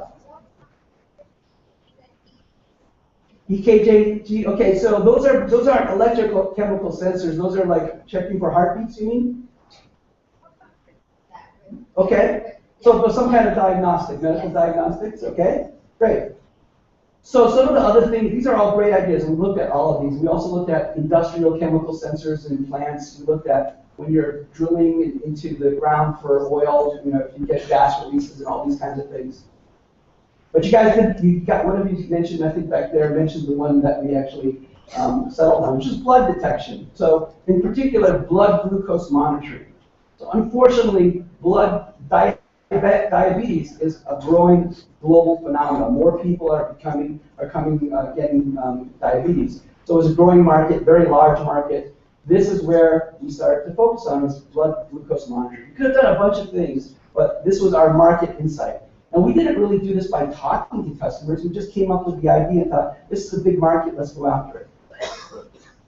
We spent probably 3 years working on proving that our sensor was going to be the most accurate out there. This is just one of the graphs from one of our white papers that shows that we had 99.5% accuracy. Right? And existing monitors at the time that were sold on the consumer basis had maybe 80% accuracy. So look at that order of magnitude greater accuracy around this. And we spent a bunch of years without really talking to the customers. What we found out was that after we started to try to sell it, the customers didn't care. 80% accuracy was good enough, right? Because they didn't need to get down to that very accurate level unless you were in a hospital and they were really, really monitoring you. But for the consumer market, where all the money actually was, it just didn't matter. We could have saved 3 years of work if we had just gone out and talked to our customers first to see what they needed. So what we did instead, then we started thinking, okay, well, let's go out and find out what our customers actually need. And we looked at how relevant or how important their problems were around blood glucose monitors and how frequently they experienced those problems. Okay? We looked at it in terms of painkillers and gain creators, and I'm simplifying the process very much here to make it make sense. This actually took much longer than you would if you had the tools that I'm talking about today. And we were able to find out, well, you know, the most important thing to them is the cost of the test strips. That's what they care about. They care about small sample size. So they don't want to put a lot of blood on their monitor because it hurts more to push the blood out. You have to do it on your fingertip, and that's where you have more nerves and things like that. We found out, oh, they care about these things. Well, can we use our technology to address these problems? And it turned out that we could. Because if you can make a more accurate monitor, that means that we don't have to have as strict manufacturing tolerances when we make the test strips. So that means our factories cost less to get to the same level of accuracy. It also means that if we're more accurate, we can take less blood and still have an accurate reading. Right? So we are like using our technology for all the wrong purposes that our customer didn't care about. So we went back to the drawing board and we started to build out what our customers actually needed. This is our first prototype. This is our second prototype. That prototype actually doesn't even work. It's just a styrofoam block with a big number on it that we use to show to people to see if they like the design. And that was our first MVP. First MVP, no bells and whistles, just really cheap. We also found out that A lot of diabetics are older people, so they like to have really big numbers because they can't see the small numbers. So some of these things are the things we learn by talking to people. This is our main product right now. It is actually the first FDA-approved blood glucose monitor for the iPhone. Right?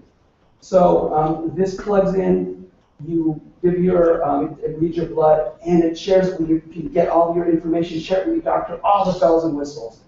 And we're now selling this to Sanofi Aventis, which is one of the largest medical device companies out there. And we do all of their blood glucose monitors.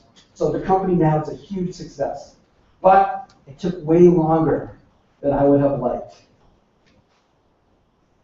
Okay, I'll give you an example of another company that I work with that did use this process. Okay, the name is Team Privacy. Now the idea here is that everybody here, well not everybody, probably most people have some kind of smartphone, right? How many people use Google Maps or some other kind of program where they know where your location is? Because when you use it, right? Most people. Okay? These guys have developed a way that you can use Google Maps or whatever kind of local location-based services so that Google doesn't know where you are. So right now when you use it, and I don't know if you even thought about this, but when you use it, Google Maps knows exactly where you are and where you're going. Okay? Your wife will know where you're going as well if she checks your phone. Okay? So the hypothesis here, the ideas that this professor had was that everybody who uses a smartphone, it does not want anybody else to know where they're going. Maybe they're worried about the government, maybe they're worried about their wife, maybe they're doing something illegal and they don't want people to know what they're doing. So we thought that this would be something that everybody would want to buy. So we went out very quickly and we tested our hypotheses based on the business model canvas. We went out and talked to 80 customers in about 3 weeks to test to see if this world existed as we thought it did. How many people here would buy a product that masked where you were when you use these location-based services? How many people? Okay, so actually not a lot of people. So, maybe some of these guys are trying to hide from their wives. Maybe some of these guys over here are, I don't know what you're doing, but I'm just joking, right? But we found out that we went out there, and actually not a lot of people were willing to pay for it. They didn't care. They would say, I'm not doing anything illegal, I don't care, right? We did find about 1% or 2% of people who were like, oh, yeah, the government's out to get me. I don't want them to know. I'll pay a lot of money for this. But it was really not enough to make it worthwhile. So customers don't care about location-based privacy. This professor had been working on this technology for 2 or 3 years, and he was all ready to launch this company and spend the next 5 years of his life working on this. But because of this 5-week process, he realized, this is not going to work. I'm going to move on to the next thing. So he moved on to his next idea, and he raised a bunch of money, and he's got his new product. How much time do I have left? 5 minutes? Okay, good. All right, so we did some other testing and found out that that didn't work as well.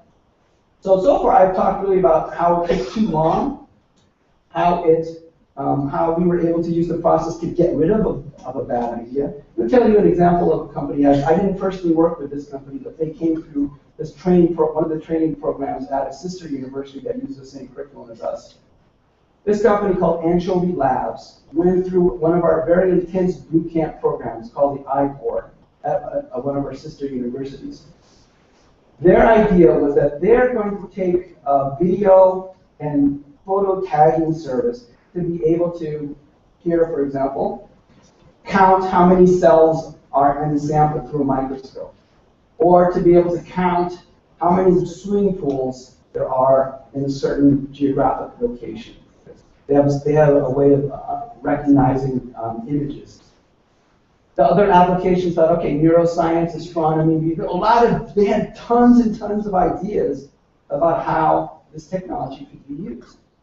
They went through the program and started narrowing down on one. They went through and eliminated these other ones until they came up with one solution. Just a few months after they came out of the program, Dropbox acquired them. Do you guys use Dropbox here? Yeah, okay. So you know Dropbox, multi-billion-dollar company. Dropbox acquired them maybe just a few months after they went through the programs.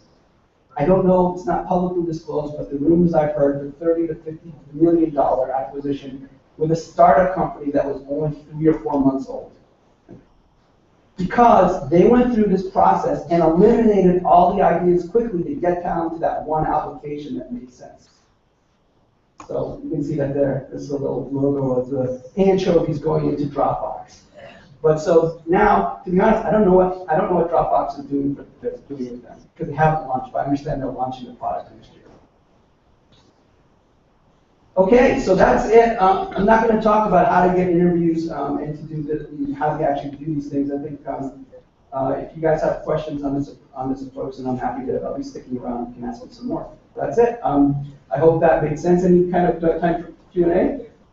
Okay. Do I have any questions?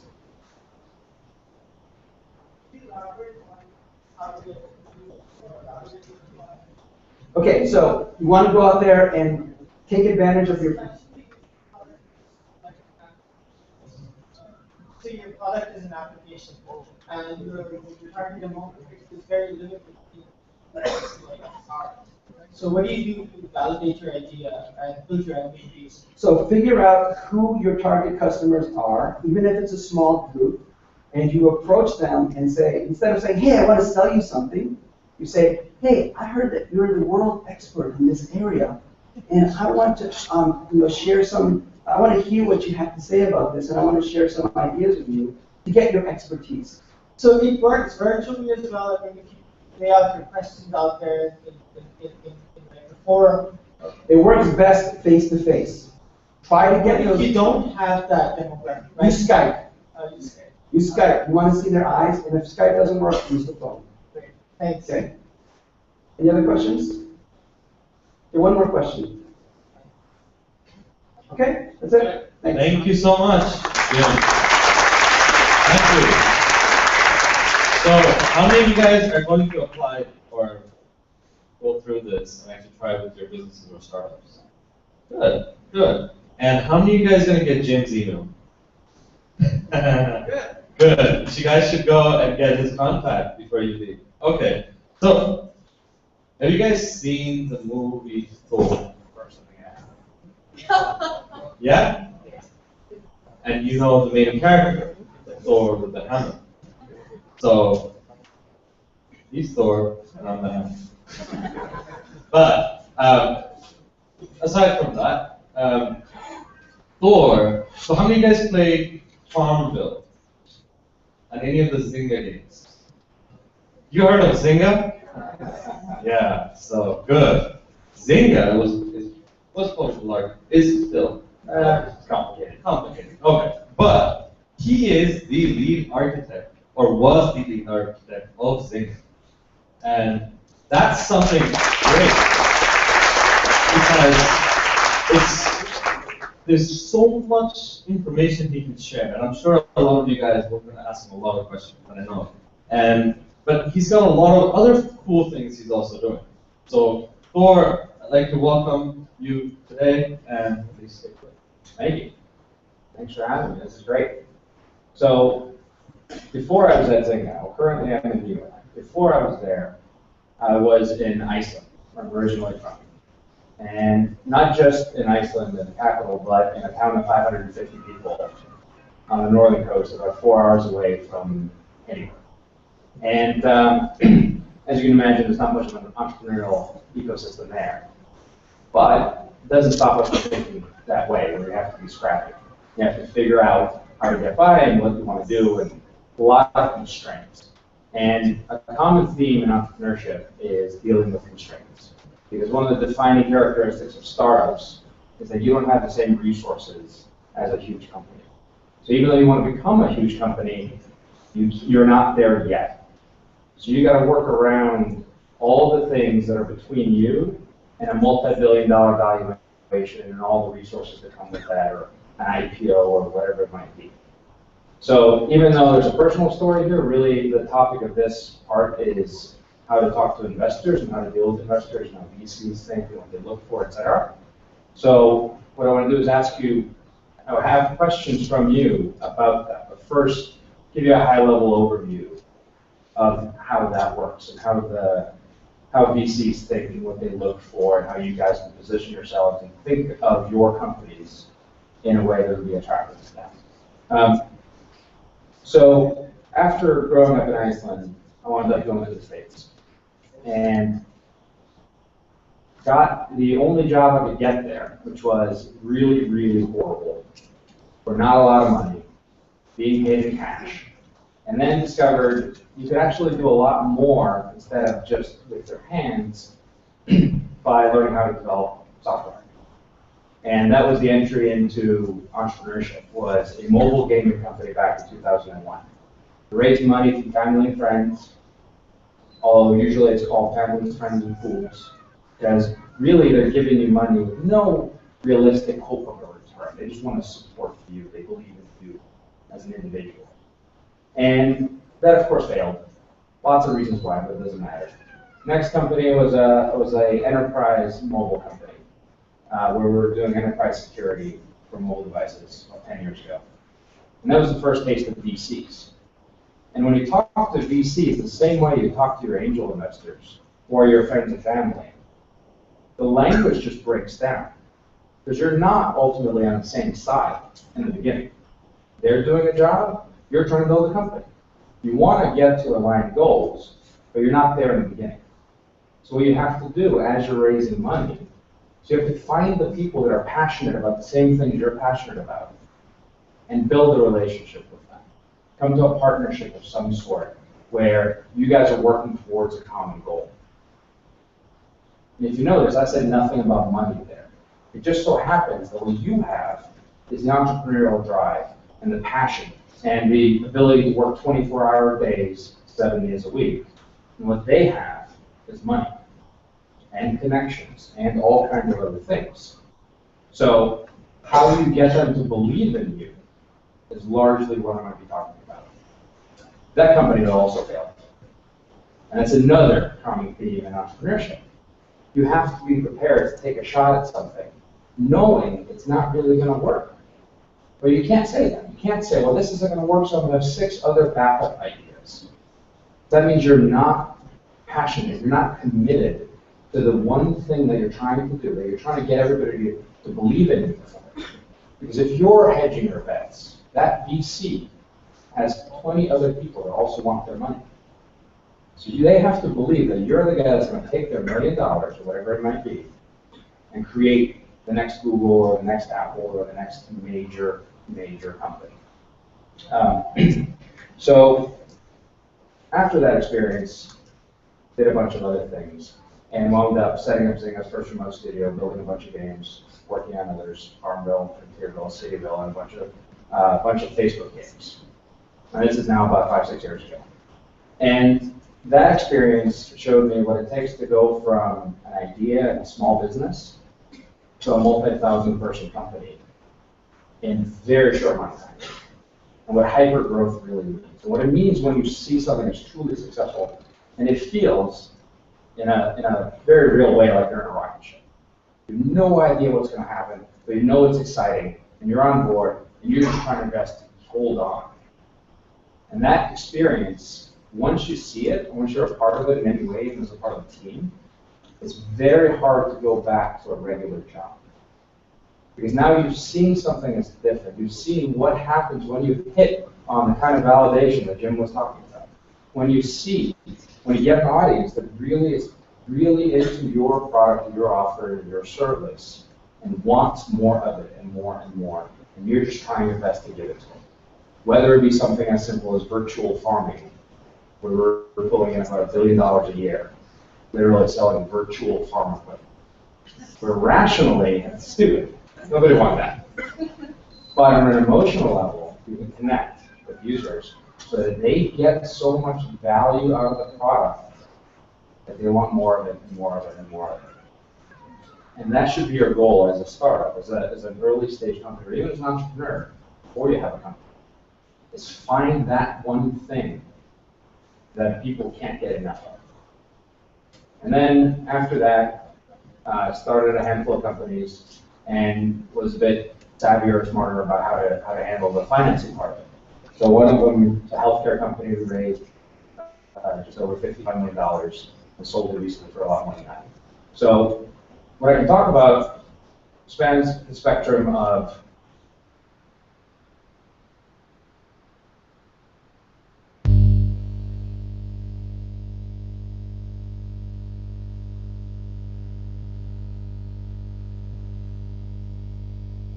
the structure of VC and how that whole thing works. But as you, I think all of you know, it's different. So what I'm talking about is primarily how it works in the US and in other markets. But there are still lessons you can take from that and apply them here. The main one being understand who your customers really are that will love your product. And the second one being have an aspirational vision of why you get out of bed in the morning, why your 10th employee gets out of bed in the morning, why your 1,000th employee gets out of bed in the morning. It better all be the same thing. Because you're all working together towards a common objective, and you as a founder set that objective. So if you're just showing up to build a product or to do something that is in an immediate time horizon you can just do, nobody's going to be inspired by that. This objective has to be an aspirational goal of how you're trying to change the world that others get behind. Because when you're trying to raise money, your investors have to get behind that same goal. No venture investor is going to invest in you to build one more product, one more line out of a factory or something like that. There are investors for that. But venture capital specifically exists for those people that are trying to change the world and need a lot of money to do it, and a lot of resources. So being pragmatic and hedging your bets and all of those things, while it's safe, comfortable, is not what a VC will ever look for. Because it's okay for them for 20 out of 25 companies to completely fail, 4 out of the remaining to be okay, and for 1 to be a home run.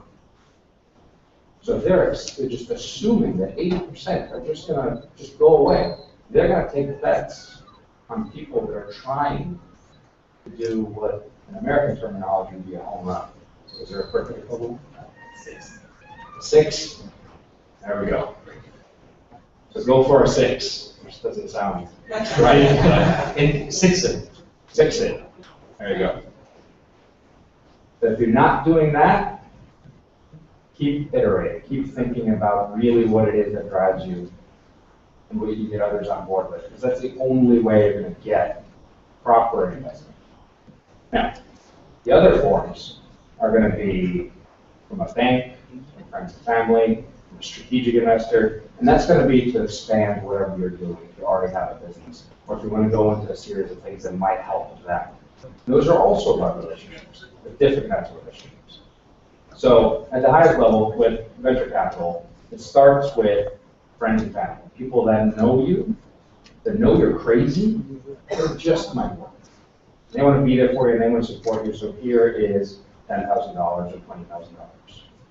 Then, once you have something, there's something to show for, some idea of really what you're trying to do, then you go for angel investment. An angel investment will be similar dollar amounts, but your friends and family are already tapped out. They're tired of you. You're not even welcome to the holiday parties anymore. So now you got to do something on your own. So you go to an angel investor, and you get to know them, and you go through a process with them that feels like they're just leading you on. You have to understand that from their side, they have so many other people that they're trying to explore as well. They might invest 1 or 2 or 3 times a year. So you have to convince them that you're the one. Again, aspirational vision. So once you have that, and let's say you're successful there, now you have a little bit of money where you can start doing something. And virtually in all cases, you're not going to be building a business at this phase. You're exploring what your business is. You're going through the business model canvas, the Jim showed. You're going through this exploration process where you'll build products. You'll build what I'm sure you know as MVPs that really are just ways to validate customer needs. They may be products, they may not be. They may be a customer backlog. There may be any number of things, but you're showing that you can do something with a little bit of capital. Really what you're doing is you're building a case for the validation of getting to the next phase where it becomes a real company. And that's really what venture investment is. And then venture investment. I have a question. Yeah. So all this money that we're raising, yeah, we're talking about, okay, how do they utilize it in I'll the go phases? through that. Yeah. So when you then go through venture investment, now you raise money from early stage investors. And that's still called seed or pre-Series A. And Series A is the first quote-unquote institutional round where you have the VCs that you've heard of, that you read about in the news. That's where they get involved. So before you get a check from Sequoia or somebody like that, you still have to go through all of those other rounds that won't have a press release. Companies you'll never hear of. So for everyone that makes it here, there's at least 99 that didn't make it there that you'll never hear about. So to answer your question more directly, what you do with the money in that phase is go through this exploratory process. Hire people, build a product, build partnerships, try to do whatever it is to build the most impressive case, and then ultimately a business. That whatever your aspirational vision is, even though you'll never ever achieve it, is something that will change the world. It's more of a feeling than a rational thing. I mean, everybody will tell you you need a financial model and all that, and that's true. That's more as a gut check, as a sanity check for you as the entrepreneur. In reality, it's about the aspirational vision. Yeah.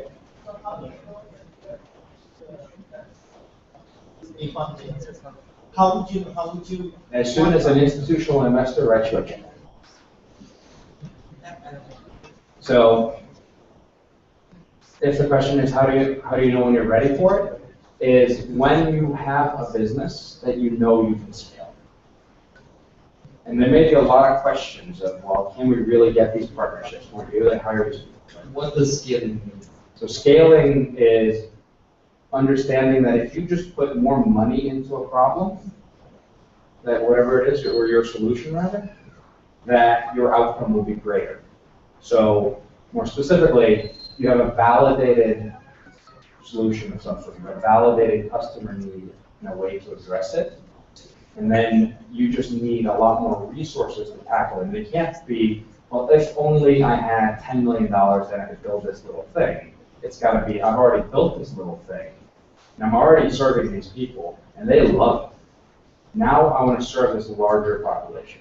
And I need money to scale up the resources for customer service or whatever it might be. And now you're building a real investment case of how you can add value to a much larger set of people.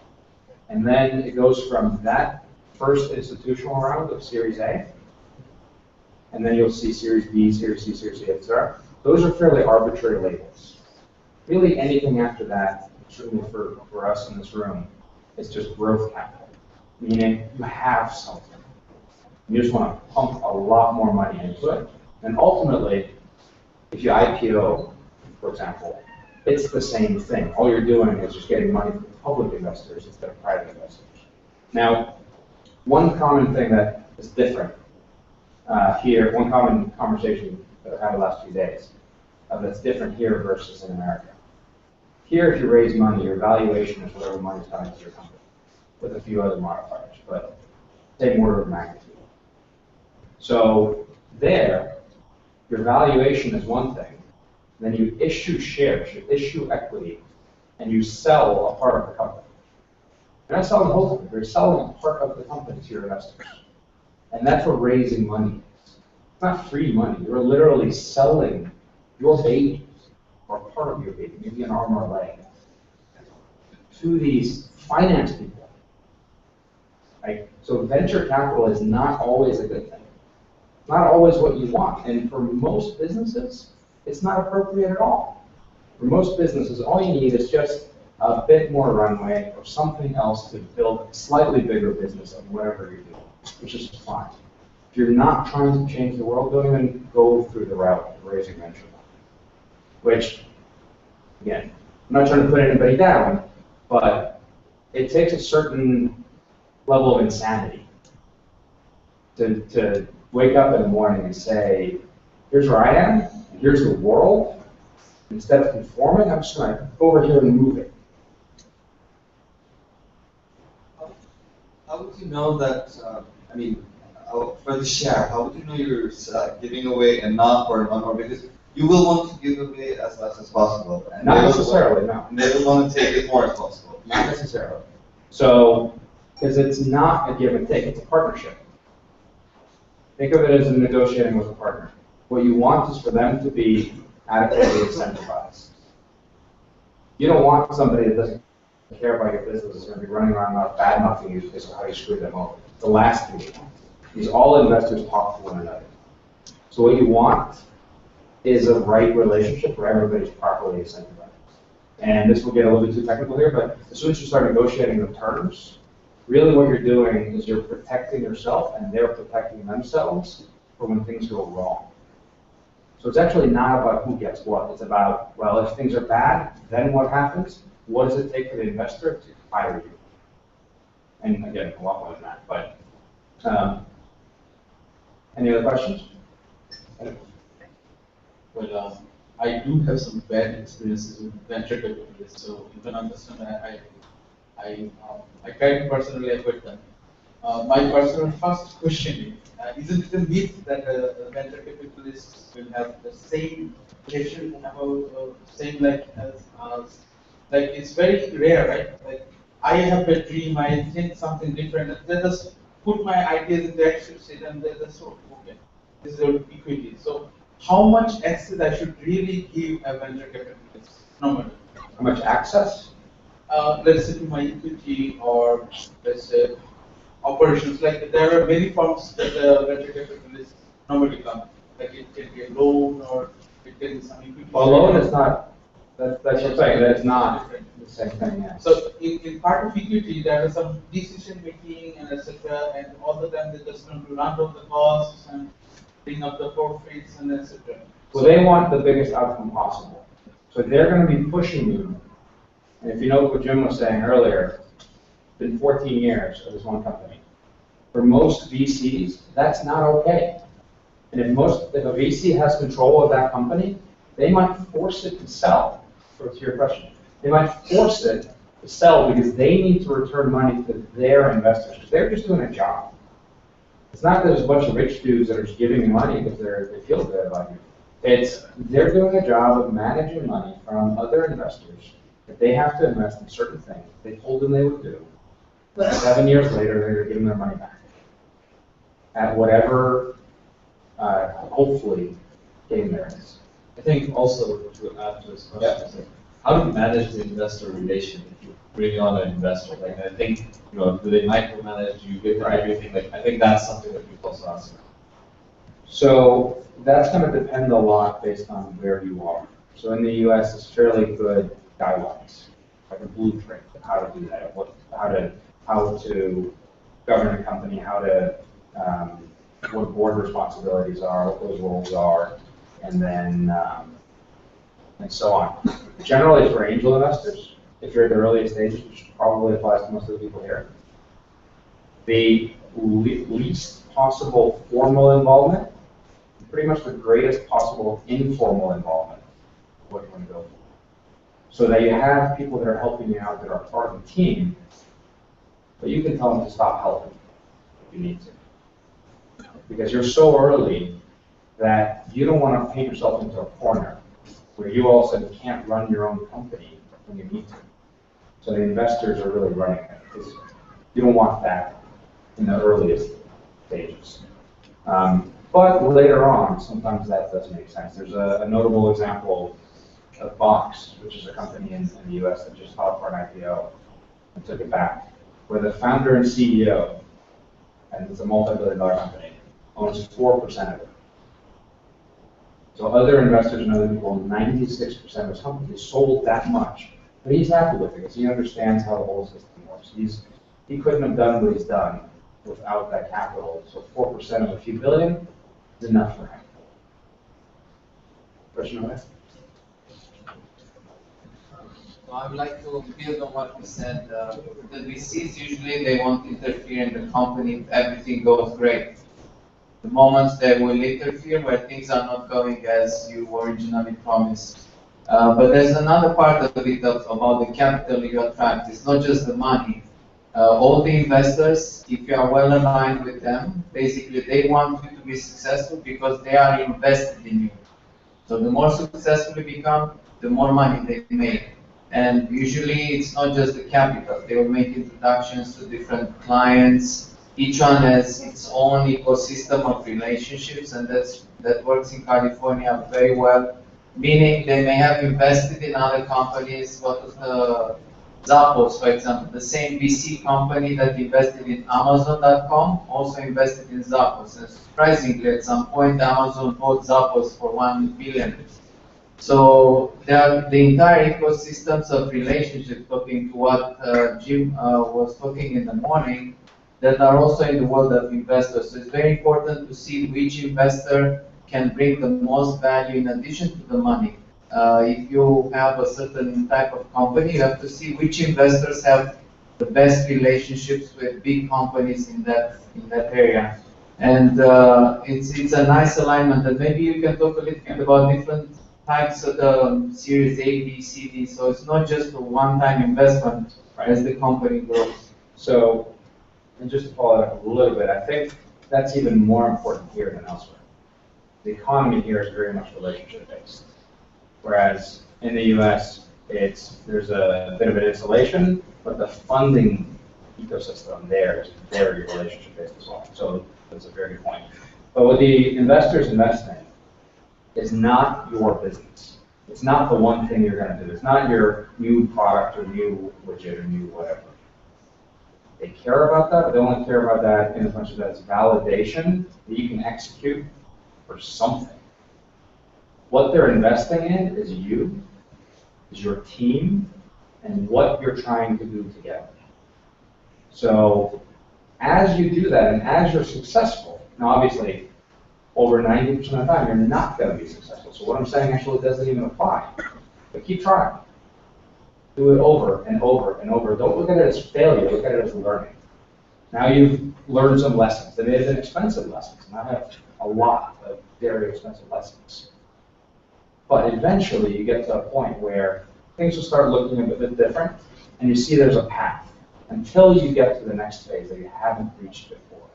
And that might be your Series D, or your Series C, or your Series D, which are now growth capital, where the investors are looking for different things out of you. They're still looking for you and your team, but at this point it's no longer 4 or 5 people.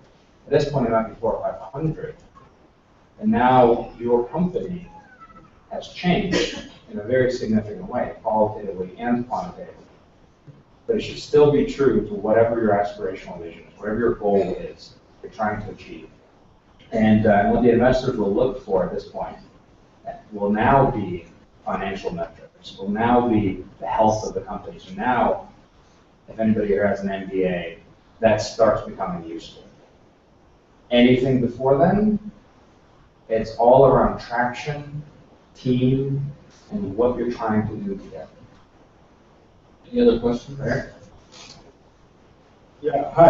Actually, I would like to go back to a couple of the points you were making quite boldly before. You're saying people wanting to use your product. Make sure that people cannot stop using your product. My question is, when we are pitching to a VC, how actually to bring out the research or findings that we may have from user experience and user experience design, the significance of it in terms of getting a VC convinced? Very, very simple. It's charts that are up and to the right. So you have some hypothesis you're testing, which is this customer segment will really like it. Then you have your results. And then if you have, metrics would be day-over-day engagement, something like that. Some numbers, if you have a live product, right? That show that you're doing a really good job, even if it's in a tiny, tiny, tiny segment. Because that demonstrates, again, that you can execute against something, and with their money, that segment can be bigger, the market is bigger, the company is bigger. But you're showing that with all these constraints, you've taken a rational approach to how to tackle something to build up your validation. And one of the risks is if you say, well, this is good for these people, and these people, and these people, and these people, you launch a product, and it works or it doesn't, you don't really know why. All you know is some aggregate number, and then it starts changing, and you don't really know which of the 4 segments or value propositions or whatever it was that you were testing, which one they like. So if your switch arming blade that has 50 things in it, as you saw earlier, that's selling really well and then it stops selling. Is it because a better blade is on the market, or is it because a better corkscrew is on the market, or is it because a better bottle opener is on the market? And if you don't have that insight, you don't have that information, you're going to be in a lot of trouble. And a good VC will be able to cut through that right away, because they'll look at your numbers, they'll look at your data if you're at that phase. If you're not, let's say you don't have a product yet, you have an idea, you can still go through the same exercise and build up a business case for why your product will work if only you have the capital to make it work. So this is where you have to be really creative and really scrappy. And again, not the topic here, but you can go through and you can basically emulate the product as if it worked by taking a tiny segment and a handful of customers and then selling them something that looks like an automated product, then manually doing it all in the back end and bringing it back to them. So that when you go to the VC, what you're saying is these people thought it was automated, and they love it, so now I want to automate it and scale it up. And there's lots and lots and lots of very tactical things that are sort of tips and tricks to do this. You can research it online, or you can reach out to me. Feel free to help any entrepreneur. Other questions? There? Oh. Hello. So I actually don't know how much you know about our country. Actually, I am going to ask you that. Do you think that the fundraising model of Silicon Valley will be effective for Bangladesh model? And I will ask another question. You have visited here. You have found a lot of entrepreneurs that are going to be raising fund. But have you found anyone that wants to be a venture capitalist here in Bangladesh? Because I think the environment, the model you are saying about is effective in New York or effective in California. But have you found any finance that rich people who actually want to be venture capitalists here in Bangladesh? And another issue, when I have an owner of a startup, when I am going to let's answer one at a time. When I going to show my pitch, I am not reliable that the venture capitalist will not steal my idea. Here in Bangladesh it's happening, or it may happen. So how do you think that environment in New York will be effective here in Bangladesh? Okay, so 3 questions there. First one was, does the investment model work here? Second one is, have I seen investors that could do that here? Third one is, how do I keep an investor from stealing my idea? So first one is absolutely not. The model that I just described is in America, it is not here. So, and I started this whole talk with that there are things you can learn from it, but it simply does not apply for a lot of reasons. One of them is what makes this easy is convertible notes. So that you don't have to come up with a valuation right away. You put money into something and a valuation to be determined later. That's illegal. Another one is you incentivize your team to buy into your dream by giving them equity, but only if they stick around for 4 years. That's illegal here. Many, many, many other things. Shareholder rights are not here. Investor rights are not here. So everything I just said is specifically in the U.S. and other developed economies. But this will happen. There's a global transformation of entrepreneurship. And we're all sitting here right now talking about startups, even though the government and other, the ecosystem hasn't adopted it, hasn't developed yet. But I think absolutely it will. And it may not be all these things. But second question, have I seen investors? So what investors will do is invest in opportunity. If you guys build things that are suitable for them to invest in, that will happen on a global scale. And then one of 2 things will happen. Either they'll come here or you'll go there. If you pursue this and you do a good job, the rest will just sort of work its way through whatever market forces there might be. And investors that have money to invest, entrepreneurs that are willing to work, but need the capital to make it real. And the third question, will investors steal your ideas? If they can just take it and do it, then that's not an idea that's worth venture investing. If your idea is just a product, and anybody can just do it, then don't even bother. If your idea is, again, you, no matter what, will find a way to change the world, tell me what investor is going to get out of bed in the morning and say, you know what, that guy has great drive and great vision. I'm gonna make that my drive, my vision, and work as hard as you. Can you think of an investor that would do that? That's not their job. They're not as hungry. They don't have the same drive. They don't have the same motivation. And that's what it means to be an entrepreneur, is to figure out a way with all these constraints to get through it. If you're just pitching a product, it's very, very different. If you're pitching this aspirational vision, and capital is what's needed to help you get there, they can steal it all they want. They can hire somebody else to do it. I mean, how many ideas? You name a company that's been successful. Any company, pretty much. There are some exceptions, but not many. You don't think it was tried before? With a lot of money and great people behind it. Just about every idea has been done over and over and over and over. Google was not the first search engine. I mean, it goes to hundreds of search engines. But now it's pretty much the only one. Apple was not even, again, 10th in making smartphones. iPhone came out, what, 7 years ago? Like, there were many, many, many smartphones before that. Now, nobody uses any, except for Android, but that's a different story. So, like, yeah.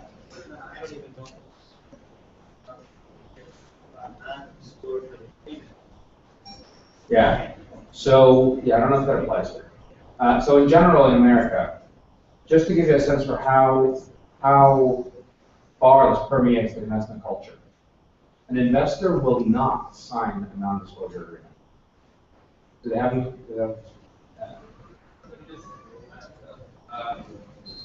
Okay, so a non-disclosure agreement is protecting your idea so that they cannot share or do anything with your information. And that is what a lot of people, a lot of first-time entrepreneurs will try to get investors to sign before pitching them.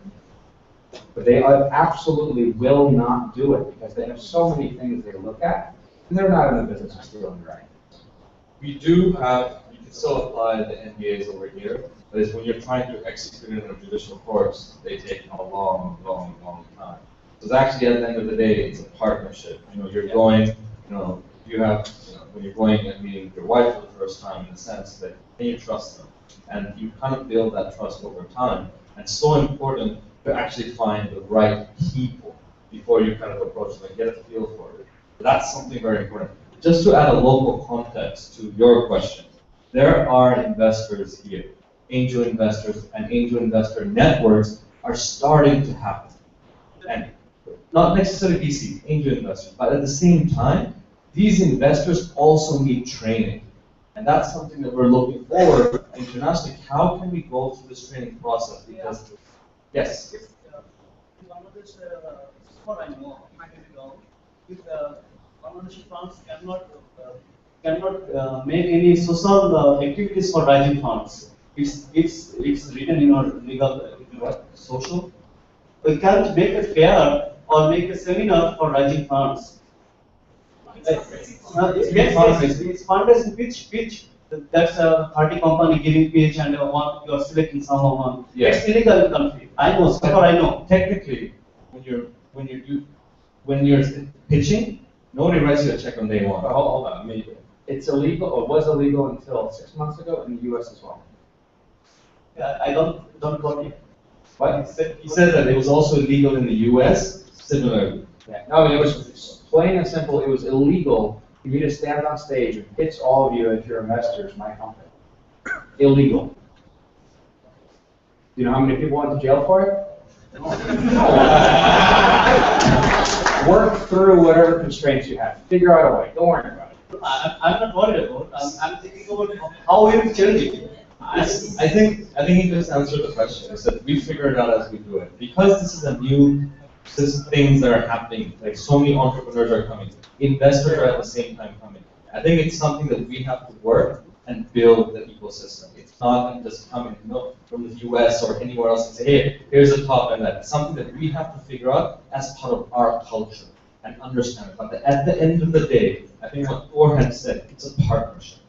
And he said that we don't, like, the good investors or people who are thinking about investment, they don't want to run the business. You know why? Because they're doing 9 other things and investing in 9 other projects as well. And they don't have the time to do that. So I think it's something that, maybe you could stress a little bit on that. And also, we're going to talk about it later. We have an entire panel on how to build an ecosystem. And that's really, so this conversation is very focused on just the investment mindset and all of that, which is on the schedule, which is why we're talking about it. But I'd much rather be having a conversation about the validation exercises and how to build an ecosystem. I did one yesterday, and we're doing another one later today. So there are and will be hopefully more of these kinds of bootcamp opportunities in various forms and various names where you can go through those exercises if that's what you want to do. Definitely find a way to be engaged in the ecosystem.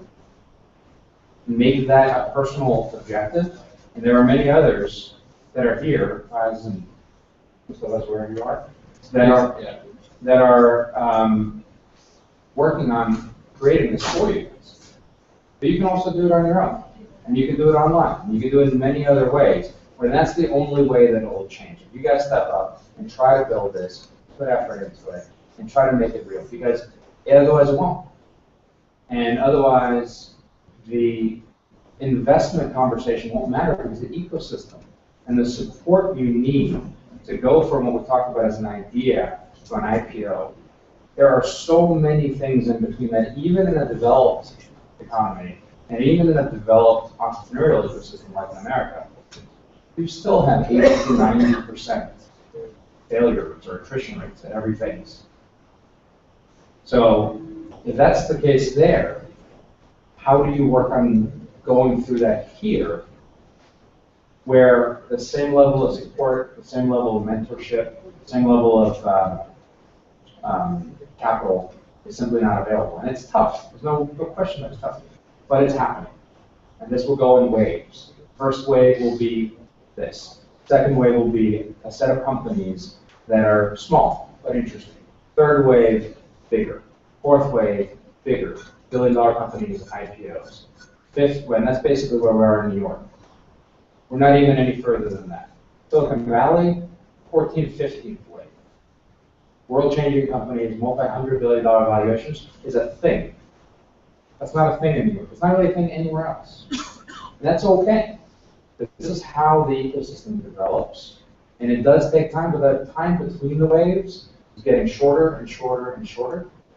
So you guys will have the benefit of everything that others have learned from going through this process. And that's really one thing that I would say for Jess is that it's not just about a local ecosystem. It's not just about trying to do these things here within Bangladesh and elsewhere. It's about a global ecosystem where there's a network of these kinds of things, where you can get support, you can talk to other people, you can reach out, and you can get lessons, you can get mentorship, and you can get even capital in some cases. But another thing is, and again, we'll talk about this more later, you cannot emulate a different place. This will not be Silicon Valley, this will not be New York. This will be Dhaka. And the things that you'll work on here in the ecosystem as it develops here will be yours. You'll take advantage of the unique resources that you have, not try to compete with others on their terms. And there's only one way to do that, and it's organic. It will happen on its own. Again, we're in the very early stages, but still. To add to that, there has been, and these events have been fruitful. Many of you guys heard of Startup Bash last November, and we had a fun, interactive pitching session where some of the local investors were there and some of the startups were pitching. And one startup happened to get an investment from that one of the investors who had attended that event. I just found this 2 days ago.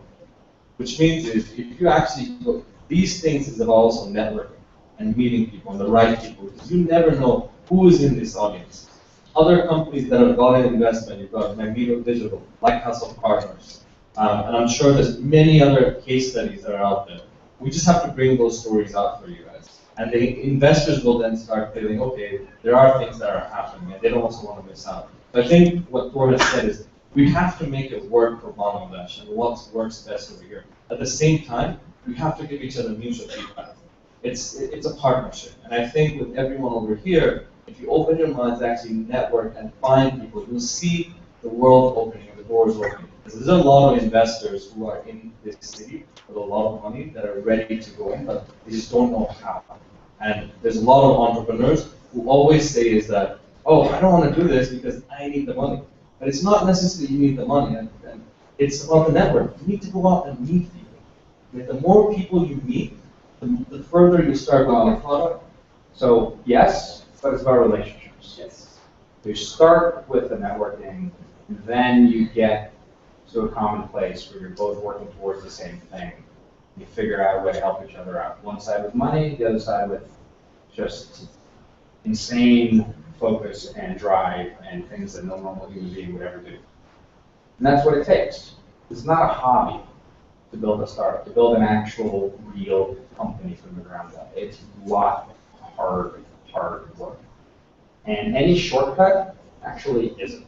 It'll just come back to bite you in some way. You don't have to do the thing over again.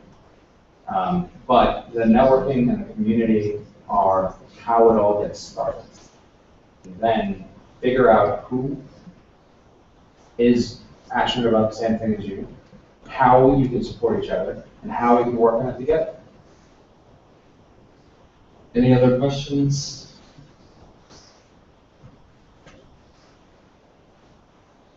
It's not a question, but I just want to make a comment from a local perspective. I work in a phone company. It's the #1 cell operator in Bangladesh right now.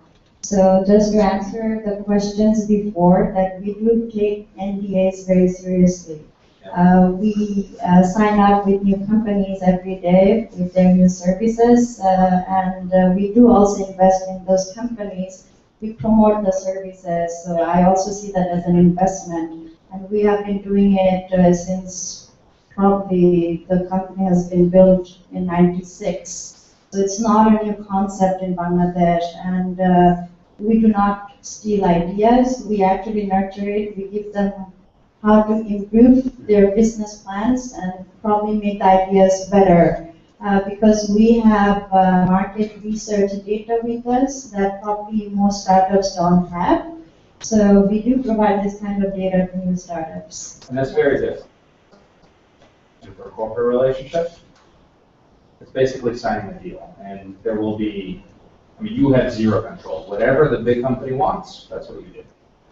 And that's that. You just, again, you're the startup. You're the scrappy, resource-trained startup. You just do it. And that's true. But a normal investor, if they're asking you to sign an NDA, or if you're asking them to sign an NDA, in America, that's a red flag. First of all, they won't do it. Second of all, they'll look at you as being less sophisticated for having asked. If it's a strategic investor, corporate relationship, etc., it's really different. And any other questions? We'll take one more minute. Hi, just for some context, I'm a social entrepreneur, and I suspect there are others in the audience here as well. So one question I would have is for you to talk about sort of impact investing, because the reason I don't want to bring in an investor because there's always an ROI pressure that comes with that. So you know, and so how you can navigate that field, that if your sort of mission for doing the company is to serve the social benefit and not the profit end, how you can bring in capital in that sort of a context. Thank you. Sure. So, good on you for doing that, first of all. That's very needed, and a lot of people are very much focused on the money. However, if you're raising money from VCs, their job is to generate a financial return to their investors. So if you're not pitching them a business that can help them do that, then it's charity, and that's just not their job. There are foundations, there are a lot of other resources you can tap that are traditional or not traditional, you know, investors these days that are investing in kind of a BS term, but like a double or triple bottom line. And what that means is they want a financial return, but they also want a social good of some sort. So a really great phrase is that a nonprofit is just a tax status. It's not a business mode. So again, it might be different here, but what that means specifically is you still have to generate revenue to pay for your business. You still have to have a sustainable company. you just happen to have a certain tax classification where you're not paying tax on it, and the investment or the profit may be reinvested in whatever it is that you're trying to promote, you still have a company, you still have a sustainable entity. So, and then if you go back to the point of aspirational vision and getting your investors to align with that, so you're on the same page, exactly the same thing here. It's even more applicable here.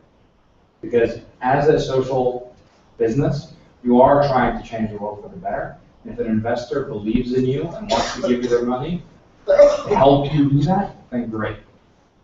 But they're not doing it for financial goals. They're doing it for your goals that they share. And your job as the entrepreneur is just to find those people that share that same vision, or that you can communicate to them and get them on board. All right. Thank you very much, Zor. All right. So that concludes our first session this morning. But before we leave, we always do the customary thing. So can we get the wave going, get some energy in us? All right. So we start from this side. Ready? Let's go up. Up, up, up, up, up. Yeah. Good, good, good, good. So anyways, just a few housekeeping issues. We are going to be starting the second session at around 2. We'll start at 1:30. At 1:30, we'll start getting everyone in. Those of you who sign up for the morning session and want to attend the second session, please do just wait, because we have 2 different lists. And if there are a lot of seats open, you guys are more than welcome to come in.